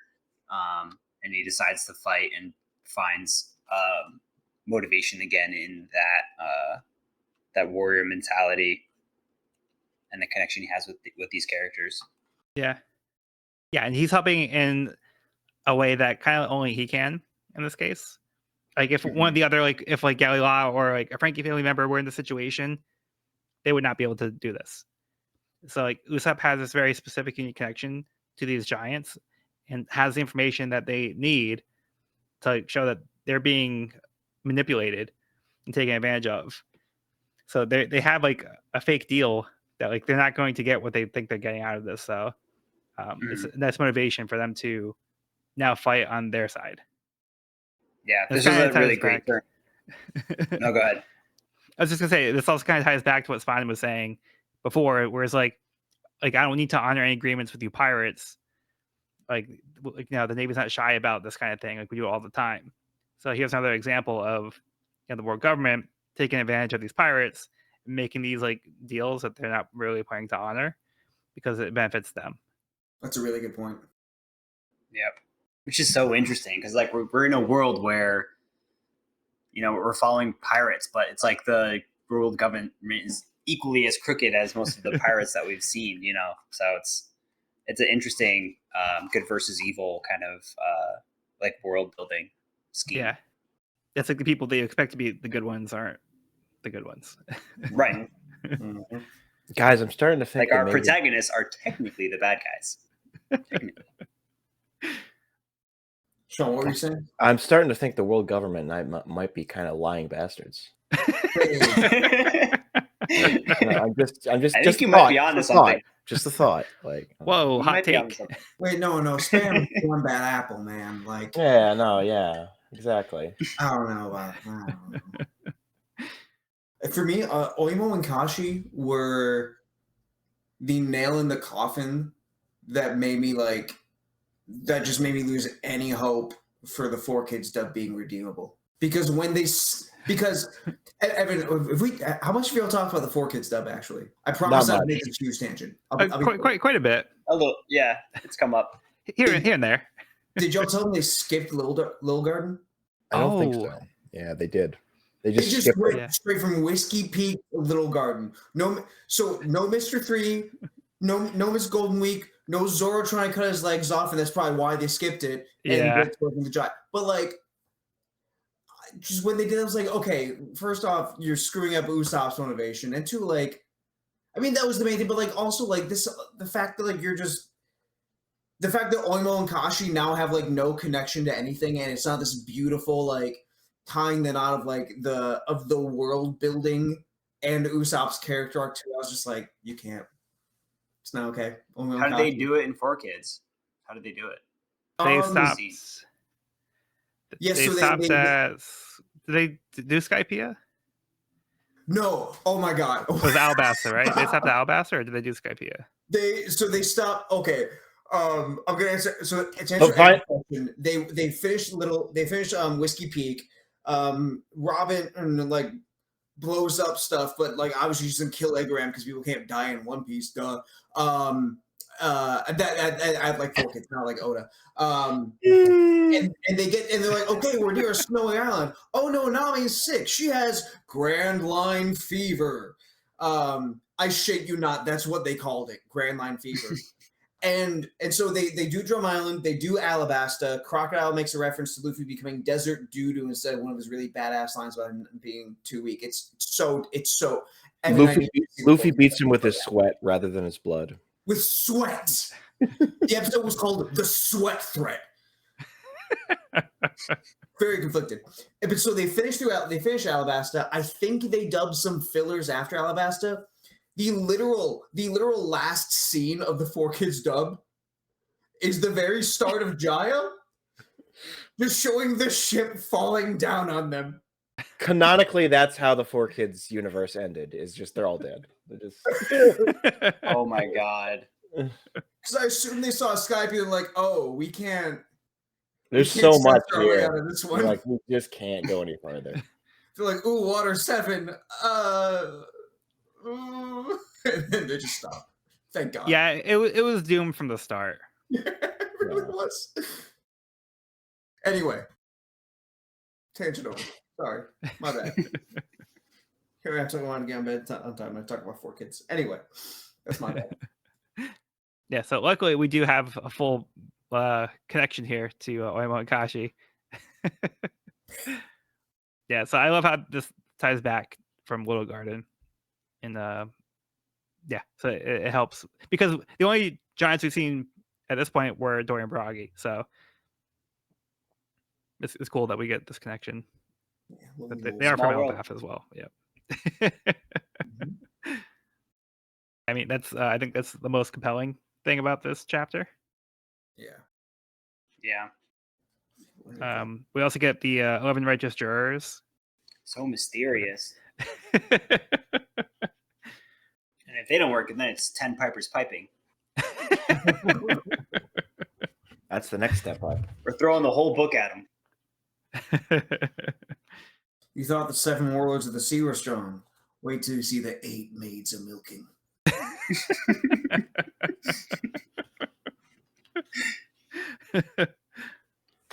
The 5 golden elders.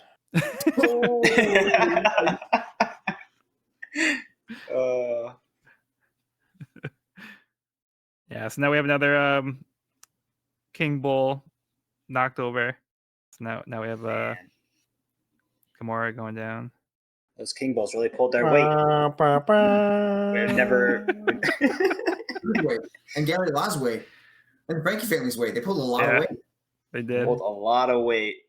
Yeah, I mean, I don't really have too much more on this one. Yeah, that's all I got. I'm good. All right, let's move on. Miss Golden Week's big plan, a Baroque Works reunion, volume 20. You must not fail in life. The figure was Mr. 2, who stops Mr. 3 from abandoning his comrades. Mr. 2. Which makes sense. That makes a lot more sense than Iceberg. Yeah. Mr. 2 with the new do. Well, he's not wearing his crown. So that's why like he's got like a different outfit on, so it's like he's hard to recognize. He's got a different look. Yeah, different look. Yeah. He's dripped out. Yeah. So it really is a Baroque Works reunion. Look at that. Look at that. But yeah, I'm glad that he's okay, because last time we saw him, he was going down with the Navy. So yeah, that's right. Bon Clay is back. All right, let's get Cody's summary for the next chapter. All right. Chapter 385, There Is a Way. The chapter begins with a flashback to Spandam giving his gift to Kaku and Khalifa, 2 devil fruits. Jobber worries that a devil inside of him, due to his fruit, would fight with a devil inside the fruits they just received and kill him. Blueno and Lucci explain that he's confusing superstition with research, showing that if someone will die if they eat 2 devil fruits. Spandam recommends Kaku and Khalifa eat the fruits, even though he doesn't know what powers they have. In the present, Kaku and Khalifa deliberate on the matter, and Lucci also recommends that they eat them, if only because it'll be fun. They do so, but don't notice any changes to their bodies, yet. On the roof, Luffy and Blueno continue fighting as Blueno takes a more careful approach to his offense and uses his door powers to sneak up on and disorient Luffy before hitting him with a Tempest Kick. Zoro and Sanji notice the fight happening, but the group is surrounded by government agents and Marines who begin to fire on them. They almost make a break for the courthouse on foot, but Gamora keeps carrying the Straw Hats even though it turns out he's been blinded and heading toward the courthouse wall. Zoro and Sanji, however, break the wall just as they hit it, and the Straw Hats enter the courthouse. More lore.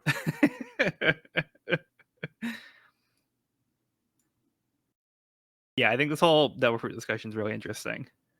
Yeah. Mm-hmm. I also like that a lot of times when Oda does a flashback, it'll be like a black background to show that it happened in the past. But this one's just like a very light gray because I don't think it happened that long ago. Yeah, it was only like 10 minutes ago. I think it's kind of a fun. It's like a partial flashback. Yeah. A mild flashback. Mm-hmm. Yeah, I like the effect around them too, like with the Devil Fruits like emanating around them. Yeah. You see the Kako and Khalifa holding them. Very cool. What fruit is Khalifa supposed to be? Because Kakas are obviously bananas, but like looks like a she's melon of some kind, I guess, or like Yeah, I guess that makes sense. Just gave me Hey Arnold vibes for a second there. It's kind of cool though. We haven't seen a lot of devil fruit, generally speaking. Like the actual fruit itself, we haven't really seen very many. Yeah, we usually just see the effect after they've already been. They all seem to have the little swirly things around, like on the texture of the skin. Yeah, and the stem. At least, the stem is always Yeah. It'll taste like poop, like poop. Oh no! Cha papa. Wow. Very curious to see how this ends up. Kaku's already pretty powerful. Yeah. About to potentially get a lot more powerful. So possibly. Khalifa also might be moving up the rankings. We will see. Yeah. Yeah, one thing that's interesting to note here is I feel like the translation is a little unclear as what it means when you eat a devil fruit. So it says here that these are not illustrated in the reference books, and Khalifa says that's not so unusual. And then was it Kaku that says you learn the name of the fruit when you gain its power, but it's a gamble as to what kind of power you'll gain. Or is it Uchi?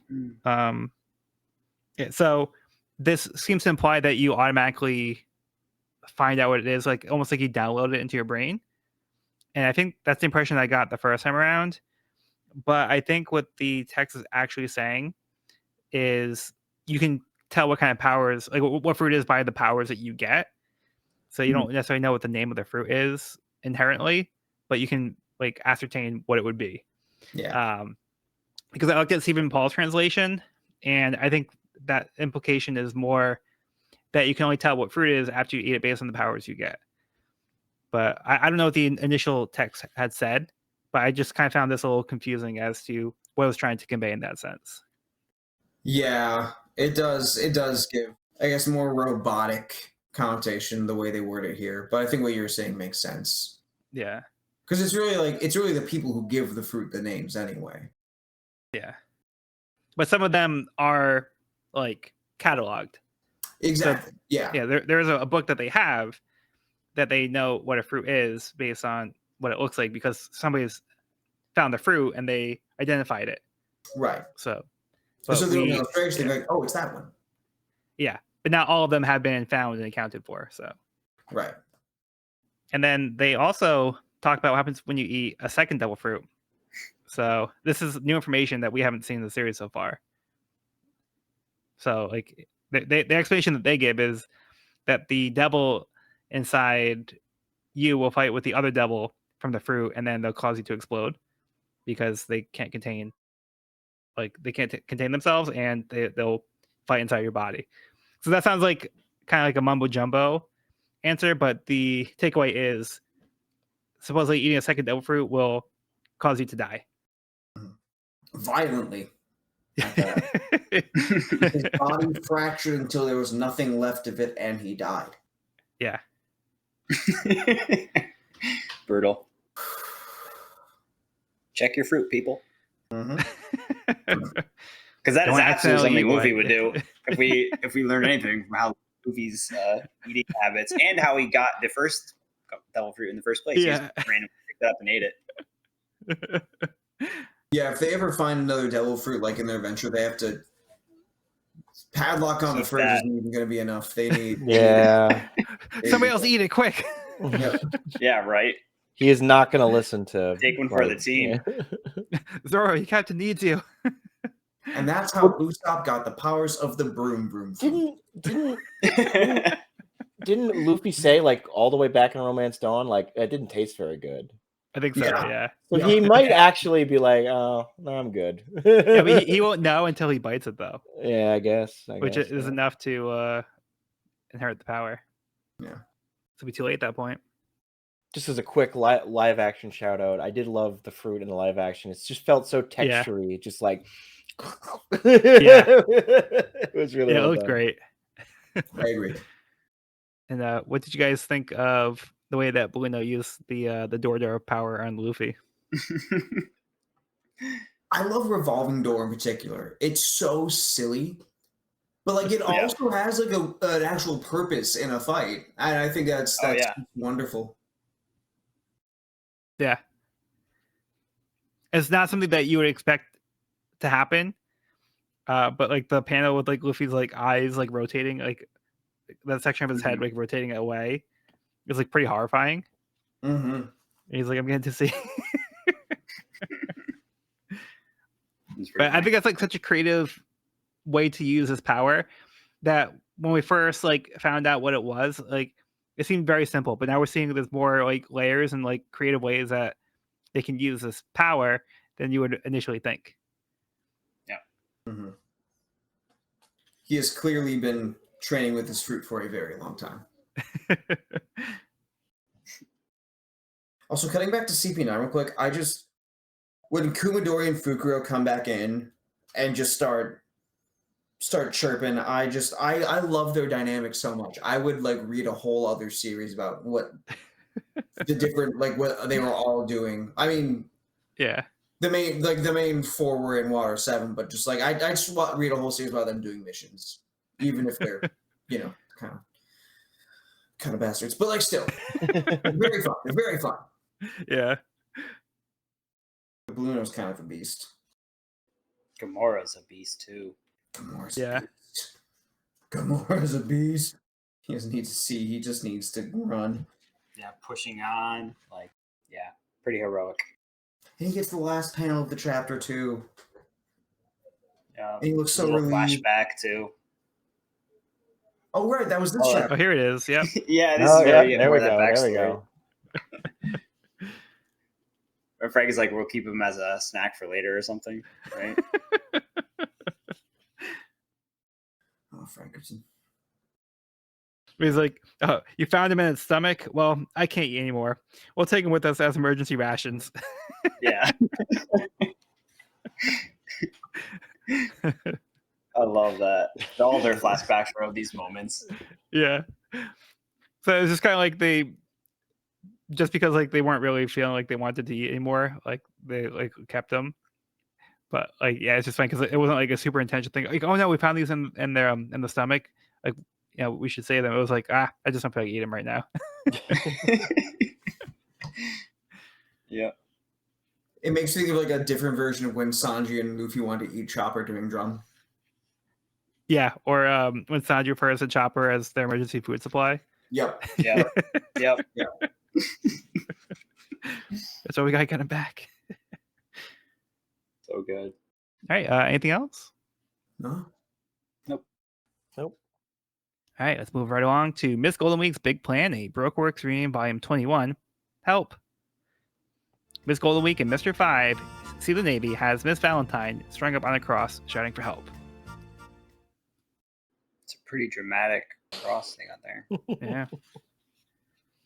It's like really tall. Yeah, it's massive. Not taking any chances. Cody, did you have any idea of what this Gasa might mean and the text? No, I was gonna ask you. Yeah, forgot. I have no idea what that is. Unless it's meant to be gasp, but it's weird because it looks very deliberately as Gasa. Might be. I'm assuming it's like an onomatopoeia of some sort, but like, I have no idea what it means. Yeah, unfortunately, I don't either. No idea. Gasa is a noun meaning household search conducted by the police. Maybe it's like, oh, they're staking out. That feels loose. Is that an English term? No, that's like literally the word Gasa translated from Japanese to English. Oh, okay, I see. Okay, I mean that could be a Maybe could be it. Oh. All right. Well, I guess we'll leave that partially solved, and we'll move on to chapter 386, Unprecedented. Spondam admires the gold transponder signal that he was given, which would trigger the bus recall if the button is pressed. He almost accidentally presses it, as one of the officers surprises him with an urgent report from the main island. He decides to take the call in front of Robin and Frankie, sure that this would be a report confirming the defeat of the intruders who were foolish enough to attempt to attack Enies' lobby. They report that the enemies have reached the square before the courthouse and all soldiers need to head there. Outside, the Strats determine that they will need to go inside the courthouse in order to get to the roof where Luffy is. Suddenly, one of the jurors tries to knock them out with his ball and chain, but Yokozuna steps in, stopping the attack. Sanji manages to defeat a juror and tells the others to be careful as there are more around. They decide to split up into 3 teams with Kiwi and Mozu, offering to pull the levers for the drawbridge, while the Straw Hats enter the courthouse. Spondam is shocked as he learns more details. Not only was his impression that there were only 5 casualties incorrect, but Oimo and Kashi have defected, and more than 2,000 other soldiers have been defeated, 1,000 of them by Luffy alone, who they can no longer find. Realizing that he is losing complete control of the situation, he runs to the window to see what is happening as Frankie begins to laugh. All right, real quick, I figured it out. Oh, yeah? So the trick with sound effects is you got to repeat them. That's and fun fact, that's why I love Devil Fruits, which are sound effects. That's why it repeats in the name. Okay. Gasa Gasa. Sound effects for the sound of rustling in a natural environment, such as the sounds of leaves or bushes being moved, which is exactly what they're doing when That's they're... exactly it. That's it. Cool. We got there. You solved it. Solved it. Good job, detective. Gotcha. Dun, dun, dun, dun. It's resolved. But this segment worked for Spandam because, once again, he's pathetic. The look on his face when he realizes how wrong he was. So validating. Yeah, so good. Oh, So it good. begins. Yeah, just like the pure shock. Yeah. Huh? A dumbass? Wait, not 5. Not 5. What's going on? What's happening on this island? And I also just love the line he says, authority itself is a kind of weapon. Yep. Because that ties in so well with everything between him and Tom and Frankie. But everything he's been doing in these chapters with him hitting Robin with anytime he tries to show his power through authority, I think I love that line. Yeah, I think that sums up his character like perfectly. Perfectly. It's all it's got. He's only Yeah, a 9. Exactly. I think he could have accidentally pressed the button. Yeah, that's hilarious. Okay, then just don't. Then just don't, dude. You realize the fact that you could screw up, so just don't. Have Yeah. you tried that? But part of him's just kind of like, it's like the One Ring. He's just like drawn to it. This fucking idiot. Idiot, I hate him. And he's like so smug when he takes the call in front of Robin and Frankie. Yeah. Because he can't fathom that like he's completely losing control of like everything going on. He thinks like he's exactly where he wants to be. But yeah, he doesn't realize the utter chaos happening around him. Mm-hmm. All because he didn't listen, like really listen to the guy. Yep. You just really realize, oh, this guy just got murked. But no, he's stuck to that too. And he still wants to like wait on like, I'll get that call in a second. It's like, you think it might be a little important, dude? Like, no. He's convinced it's just like everything's great, Spandam. They're all dead. You're gonna get a big birthday cake now. It's like that's definitely what they're about to tell me. So like, yep. But even then, that's only if the receiver's actually on the goddamn phone. Yeah. God. To summarize the important points concisely in a clear voice. I just love when he's literally pressing himself against the window after he throws the phone away. This is too unbelievable for this dumbass. This may be a catastrophe, the likes of which we've never seen before in the entire history of Enies Lobby. So his dreams are kind of falling down around him. So yeah, immediately Frankie record. starts laughing. Yeah, I love that. The shit has indeed hit the fan. Oh, also, we didn't really talk about this, but he straight up lied to Robin and said that like her friends have already been captured. Oh yeah, So to add to him before, like he just straight up lied about that, and now he's like, oh, that was so far from the truth right now. So this reading this volume and then talking about it here is, I have to text my friend real quick because he just asked me over the break, Cody, who's your least favorite character in One Piece? And I said someone we haven't seen yet, but I have to say, hey, I was wrong. Yeah, I know the other character that you're talking about from our previous conversations. That's we're updating that opinion. I think so. Yeah. So did you guys have anything else you wanted to talk about on this chapter? So when the Straw Hats reached the door, and they're like, yeah, we can't make it up there. We're not rubber. I thought they were going to do like their team move that they did in Alabasta, where they like scaled the watchtower or the clock tower like as a team. Ooh.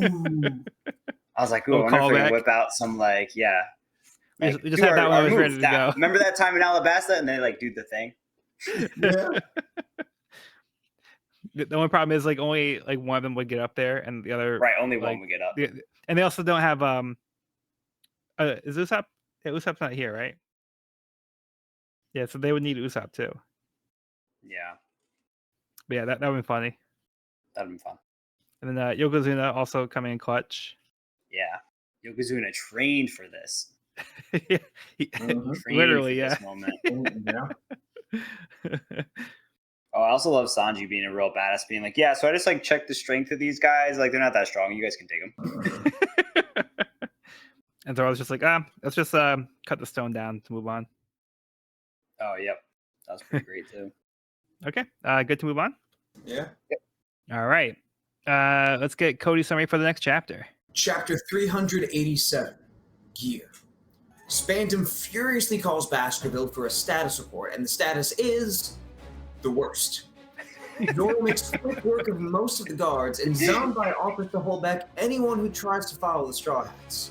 They keep attacking guards as they make for the stairs, and Zoro briefly runs in the wrong direction. Baskerville, who has been speaking the whole time, swings his sword at them as they climb the stairs. Zoro prepares to fight him, but the Frankie family intervenes and takes the fight into their hands.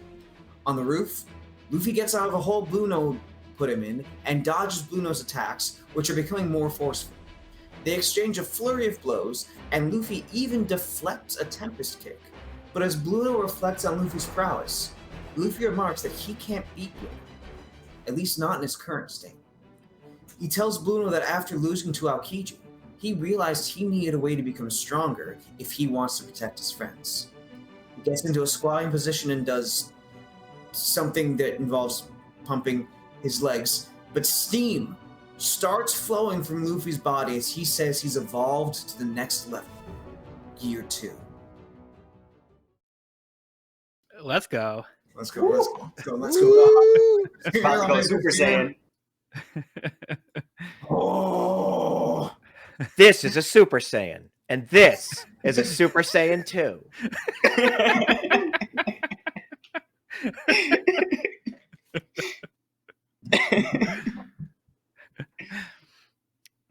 I like what's Yeah. going on here. Mhm. I like this a lot. Yeah. Yeah, it's like super epic when he gets into that pose. And like the scene It just is coming a, out it is a around him. trademark Luffy pose. Yep. Yeah. Yeah, so that's pretty iconic. And Sean actually had alluded to this way back in Baratie. So yeah. Just a bit. So Evan might not even remember this, but Luffy actually took a pose that was very similar to this. And there was like smoke going around him. So Sean had made a reference to this exact pose back in Baratie. Cool. I was like, Yeah. maybe it was just some imagery, but like, yeah, it's cool. Yeah. idea. That's awesome. Wait.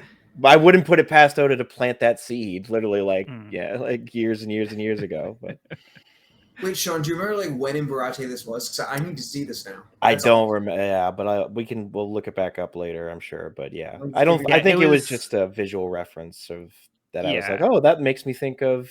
Right. Yeah, he wasn't saying specifically like he's activating Gear 2, but he's saying like this looks like it, you know. Like, Yeah, could no, this be yeah, some kind of like a precursor to it, you know? Yeah, I just never noticed the name was similar. the Kaioken of Gear, perhaps. Yeah, it was during the Krieg fight specifically, but I don't remember the exact chapter. Okay, I'm gonna have to. Guess I have to reread Baratie. Oh no. Oh wow. What a struggle. That sucks for me. Yeah, so I just thought that was interesting to tie back to because Evan had no idea at the time. Now Evan kind of fill in that gap. Hell yeah. That's awesome. Yeah, so Luffy explains that he came up with this like idea as we're fighting Aokiji because it seems kind of like, well, if he could do this, how come he didn't do it before? But I guess he didn't really have an opportunity to really put it into use during his previous fights with CP9. I guess he got blasted way too fast before he really thought to try it, but now he's able to, give it a shot against Blueno. No better time than now. So I think what was it? I think it's the next chapter where we like get the line he says that informs what I'm gonna say here. okay. But I feel like I'm just gonna look. Okay, yeah. I just have to make sure I'm not contradicting myself here. I feel like it reads to me like he had an idea of, I have to do something to get stronger or to just improve upon what I can do.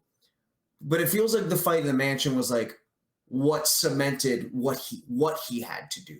Yeah. Or like what the thing to the way in which, or the aspect of himself that he would improve upon would be.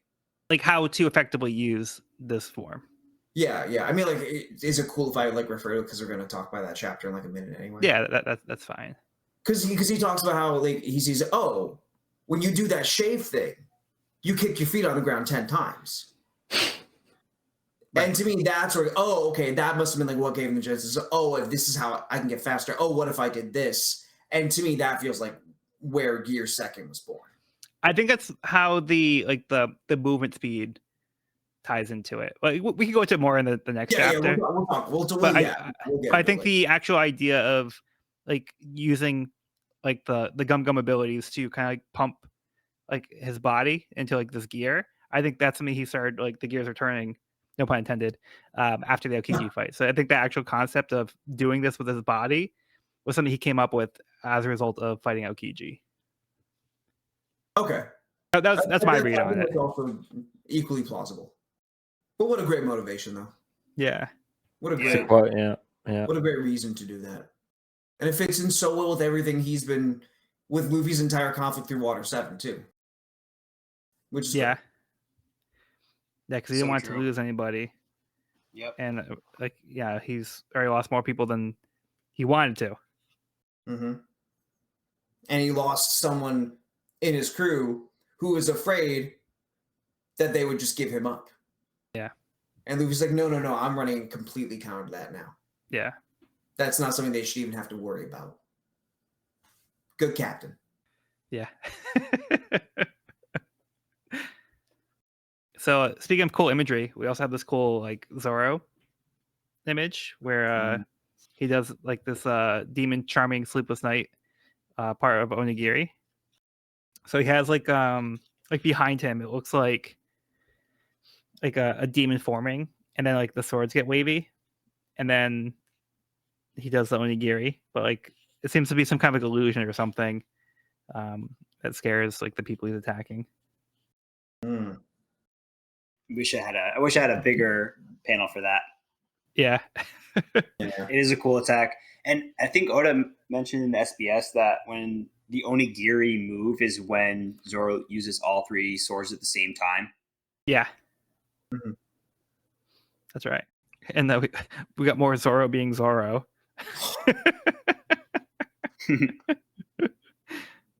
Yep. The anime version of that scene's like one of the few times where I'm like, thank you, Toei, for making the scene longer than it had to be. Like, I looked away and Zoro took off. Wait, Zoro, that's not the right way. I said the stairs. Why is he going that way? Zoro being Zoro. Sanji dashing up in front to save Robin. Sanji being Sanji. Yeah. We have like a rare insult from Chopper, where he tells Zoro, "I'm going to cook up some medicine for you, medicine for losers."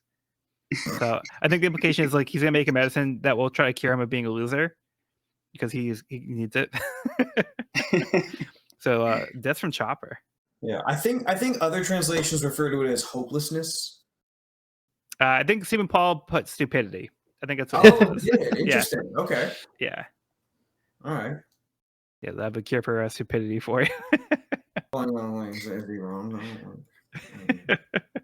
I actually think that makes a little bit more sense than the loser part.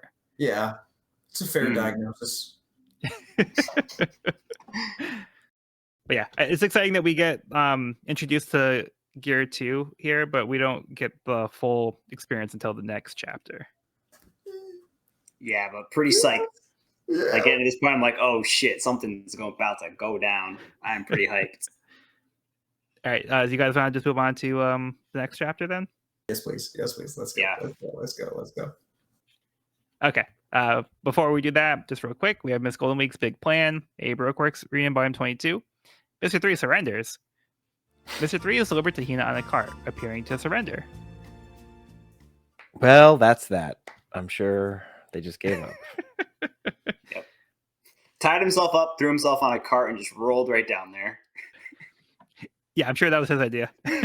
Yeah. Probably some weird modern art installation. I surrender. Weirdo. And Miss Valentine looks a little confused as well. Wait, he actually gave himself up? For me? Okay, let's finish off the volume. Chapter 388, Gear 2. Blueno tries to process if Luffy's abilities were able to evolve or if he's bluffing. He remarks that he has steam emitting from him, like a steam engine. Luffy takes a stance, holding his palm out as though he's aiming at Blueno. Blueno chuckles, baiting Luffy to see if he can hit him as he uses shave. Luffy lands a direct hit with a Gum Gum jet pistol, shooting his fist at Blueno faster than the eye can see, blasting him over. Luffy seems to disappear, shocking Blueno, as he appears behind him and knocks him away again. Blueno's in disbelief as he realizes Luffy has been able to perfect the shave technique himself. He retreats into an air door. He realizes he won't be able to compete with Luffy's speed, so he has to resort to turning his body into a door so he can't move. Luffy is able to dodge Blueno as he reappears, telling him he noticed Blueno's feet hitting the ground 10 times each instant while using shave, so he learned how to perform the technique himself. Luffy sends his arms back, preparing a Gum Gum jet bazooka. Blueno prepares himself to take on the hit, using the full strength of his iron body technique. Blueno begins to fall over, but catches himself. Luffy is surprised at how resilient his opponent is. He prepares to show Blueno another technique as he goes to bite his thumb, but it proves to be unnecessary as Blueno ultimately passes out from his previous blow. Luffy realizes how much of a toll Gear 2 takes on his body, but he has to move forward. The rest of Luffy's allies continue to fight their way through the enemy forces. Spawn begins to panic and orders Robin and Frankie to be taken to the Gates of Justice right away. Outside, Frankie, Robin, and Spawn hear Luffy. He shouts that he is here for Robin. Let's fucking go, boys. Get high. Oh, Let's go. All right, I was just going to say that. All right, so let's get everyone's reactions to Gear 2 in action. Yeah, so after the end of the last chapter, I was very hyped going into this chapter, and it did not disappoint. Like, I think some of this fighting is some of like the most like impactful, like dynamic fighting I've seen. Like, it's so good. Like, it, honestly, like I felt the level up. Like, you can see it and you feel it reading through it. Like, you're like, yeah, this is like next level shit right here. And I like the impact, and like it almost looks like he's breaking the sound barrier with like that. There's like an explosion in the air before the contact. You can see it on the Jet Bazooka panel.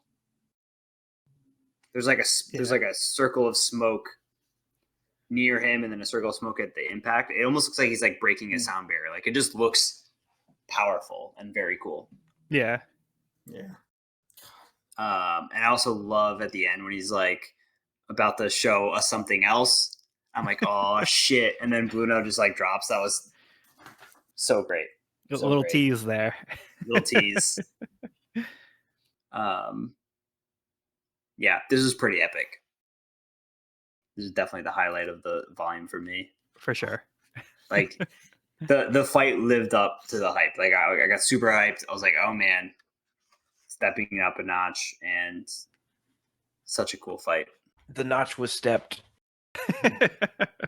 Notch was stepped. Like, we never actually see his we don't see his body making contact with Blueno ever. Like, he's moving so quick that we missed it. Yeah, we just see like the after effect with the air. Yeah, being, like dispelled from the attack. Yeah, I think this is really well drawn. Like, I feel like I said, I feel like the fighting really comes through here. Yeah, and you feel the speed and you feel the power. So good. Yeah, really epic. And I love like when he takes a stance where he's like aiming for the jet pistol, and Blueno's like, "What's he doing?" Like, he's trying to process it, and he's like, he's pretty confident in his abilities. So, like, I don't have anything to really worry about. It's like, what are you, like, aiming or something? But it's like really cool, like the way Luffy like holds his hand out, and then it's just like you don't even see the attack coming. It's just like it just like comes out of nowhere. So cool. Yeah, I love that it looks like Blueno survived it. And Luffy's like, oh, okay, not bad. I'll tell you something of it. Plop. It's like, oh, you weren't as tough as I thought. Okay, never mind. So good. Little fake-o. At least he went out looking cool. Yeah. That's all I can ask for. Yeah, it really shows like how much Luffy's leveled up now, because he's able to not only take on like CP9 using the 6 powers, but he's adapted one of them himself, as like Cody was mentioning previously, how Luffy adapted the shave technique by going into Gear 2. He's able to copy like the way that they were able to move. Battle IQ. Off the charts. And it's like crazy that Luffy was able to pick up on how they were doing it too. Mm-hmm. He has no intelligence, but when it comes to overall perception and just like understanding of physical things, like when he hit Laboon with the cabin to slow down the ship. You see, actually, he's pretty.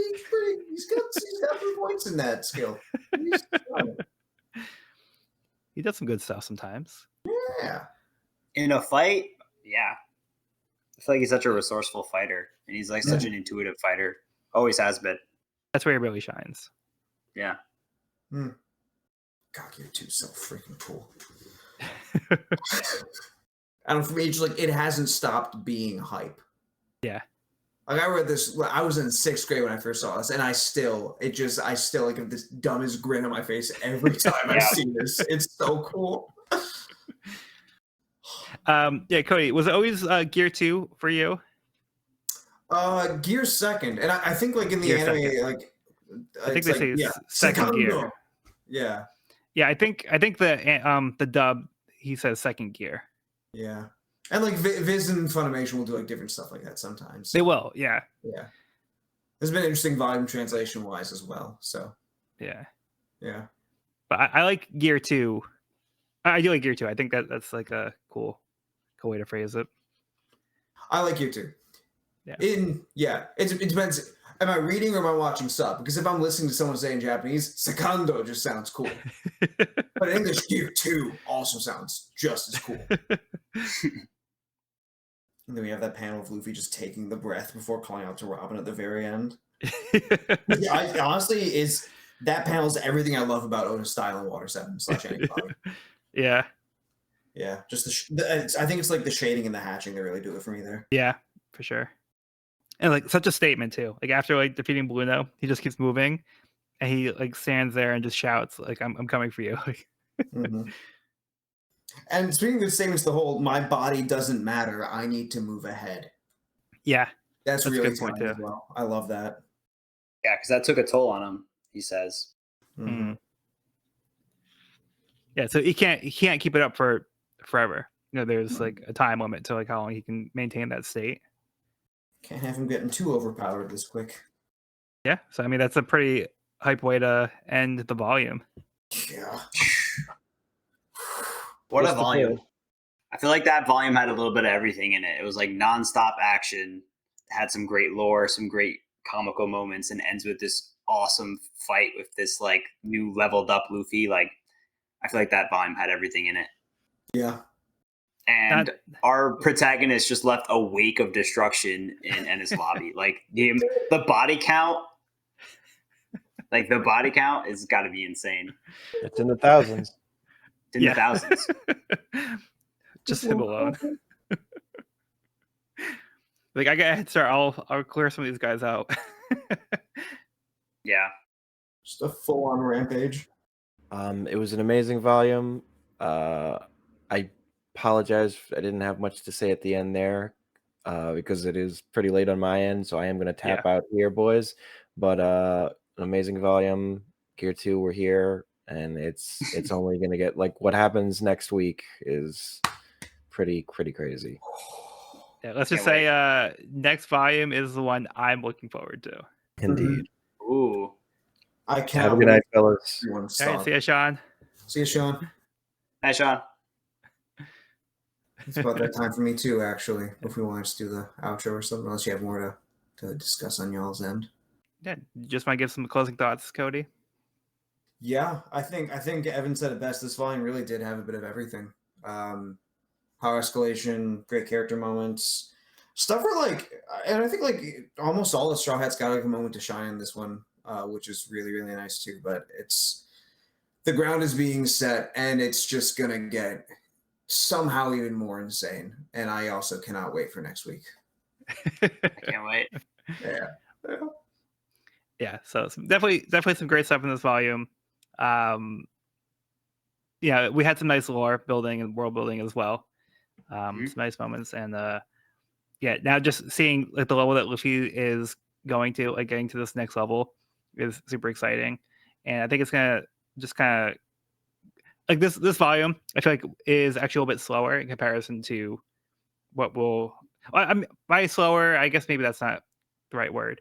But I just think that like the content that we're going to get going forward is just more exciting, and like I'm just really eager to dive into that. Yeah, it's all really good moments. They're fighting a bunch of mooks, really. So yeah, that's like true. Yeah, the Blueno fight was great though. Yeah, that's just like a little taste of what we have coming up. Yeah.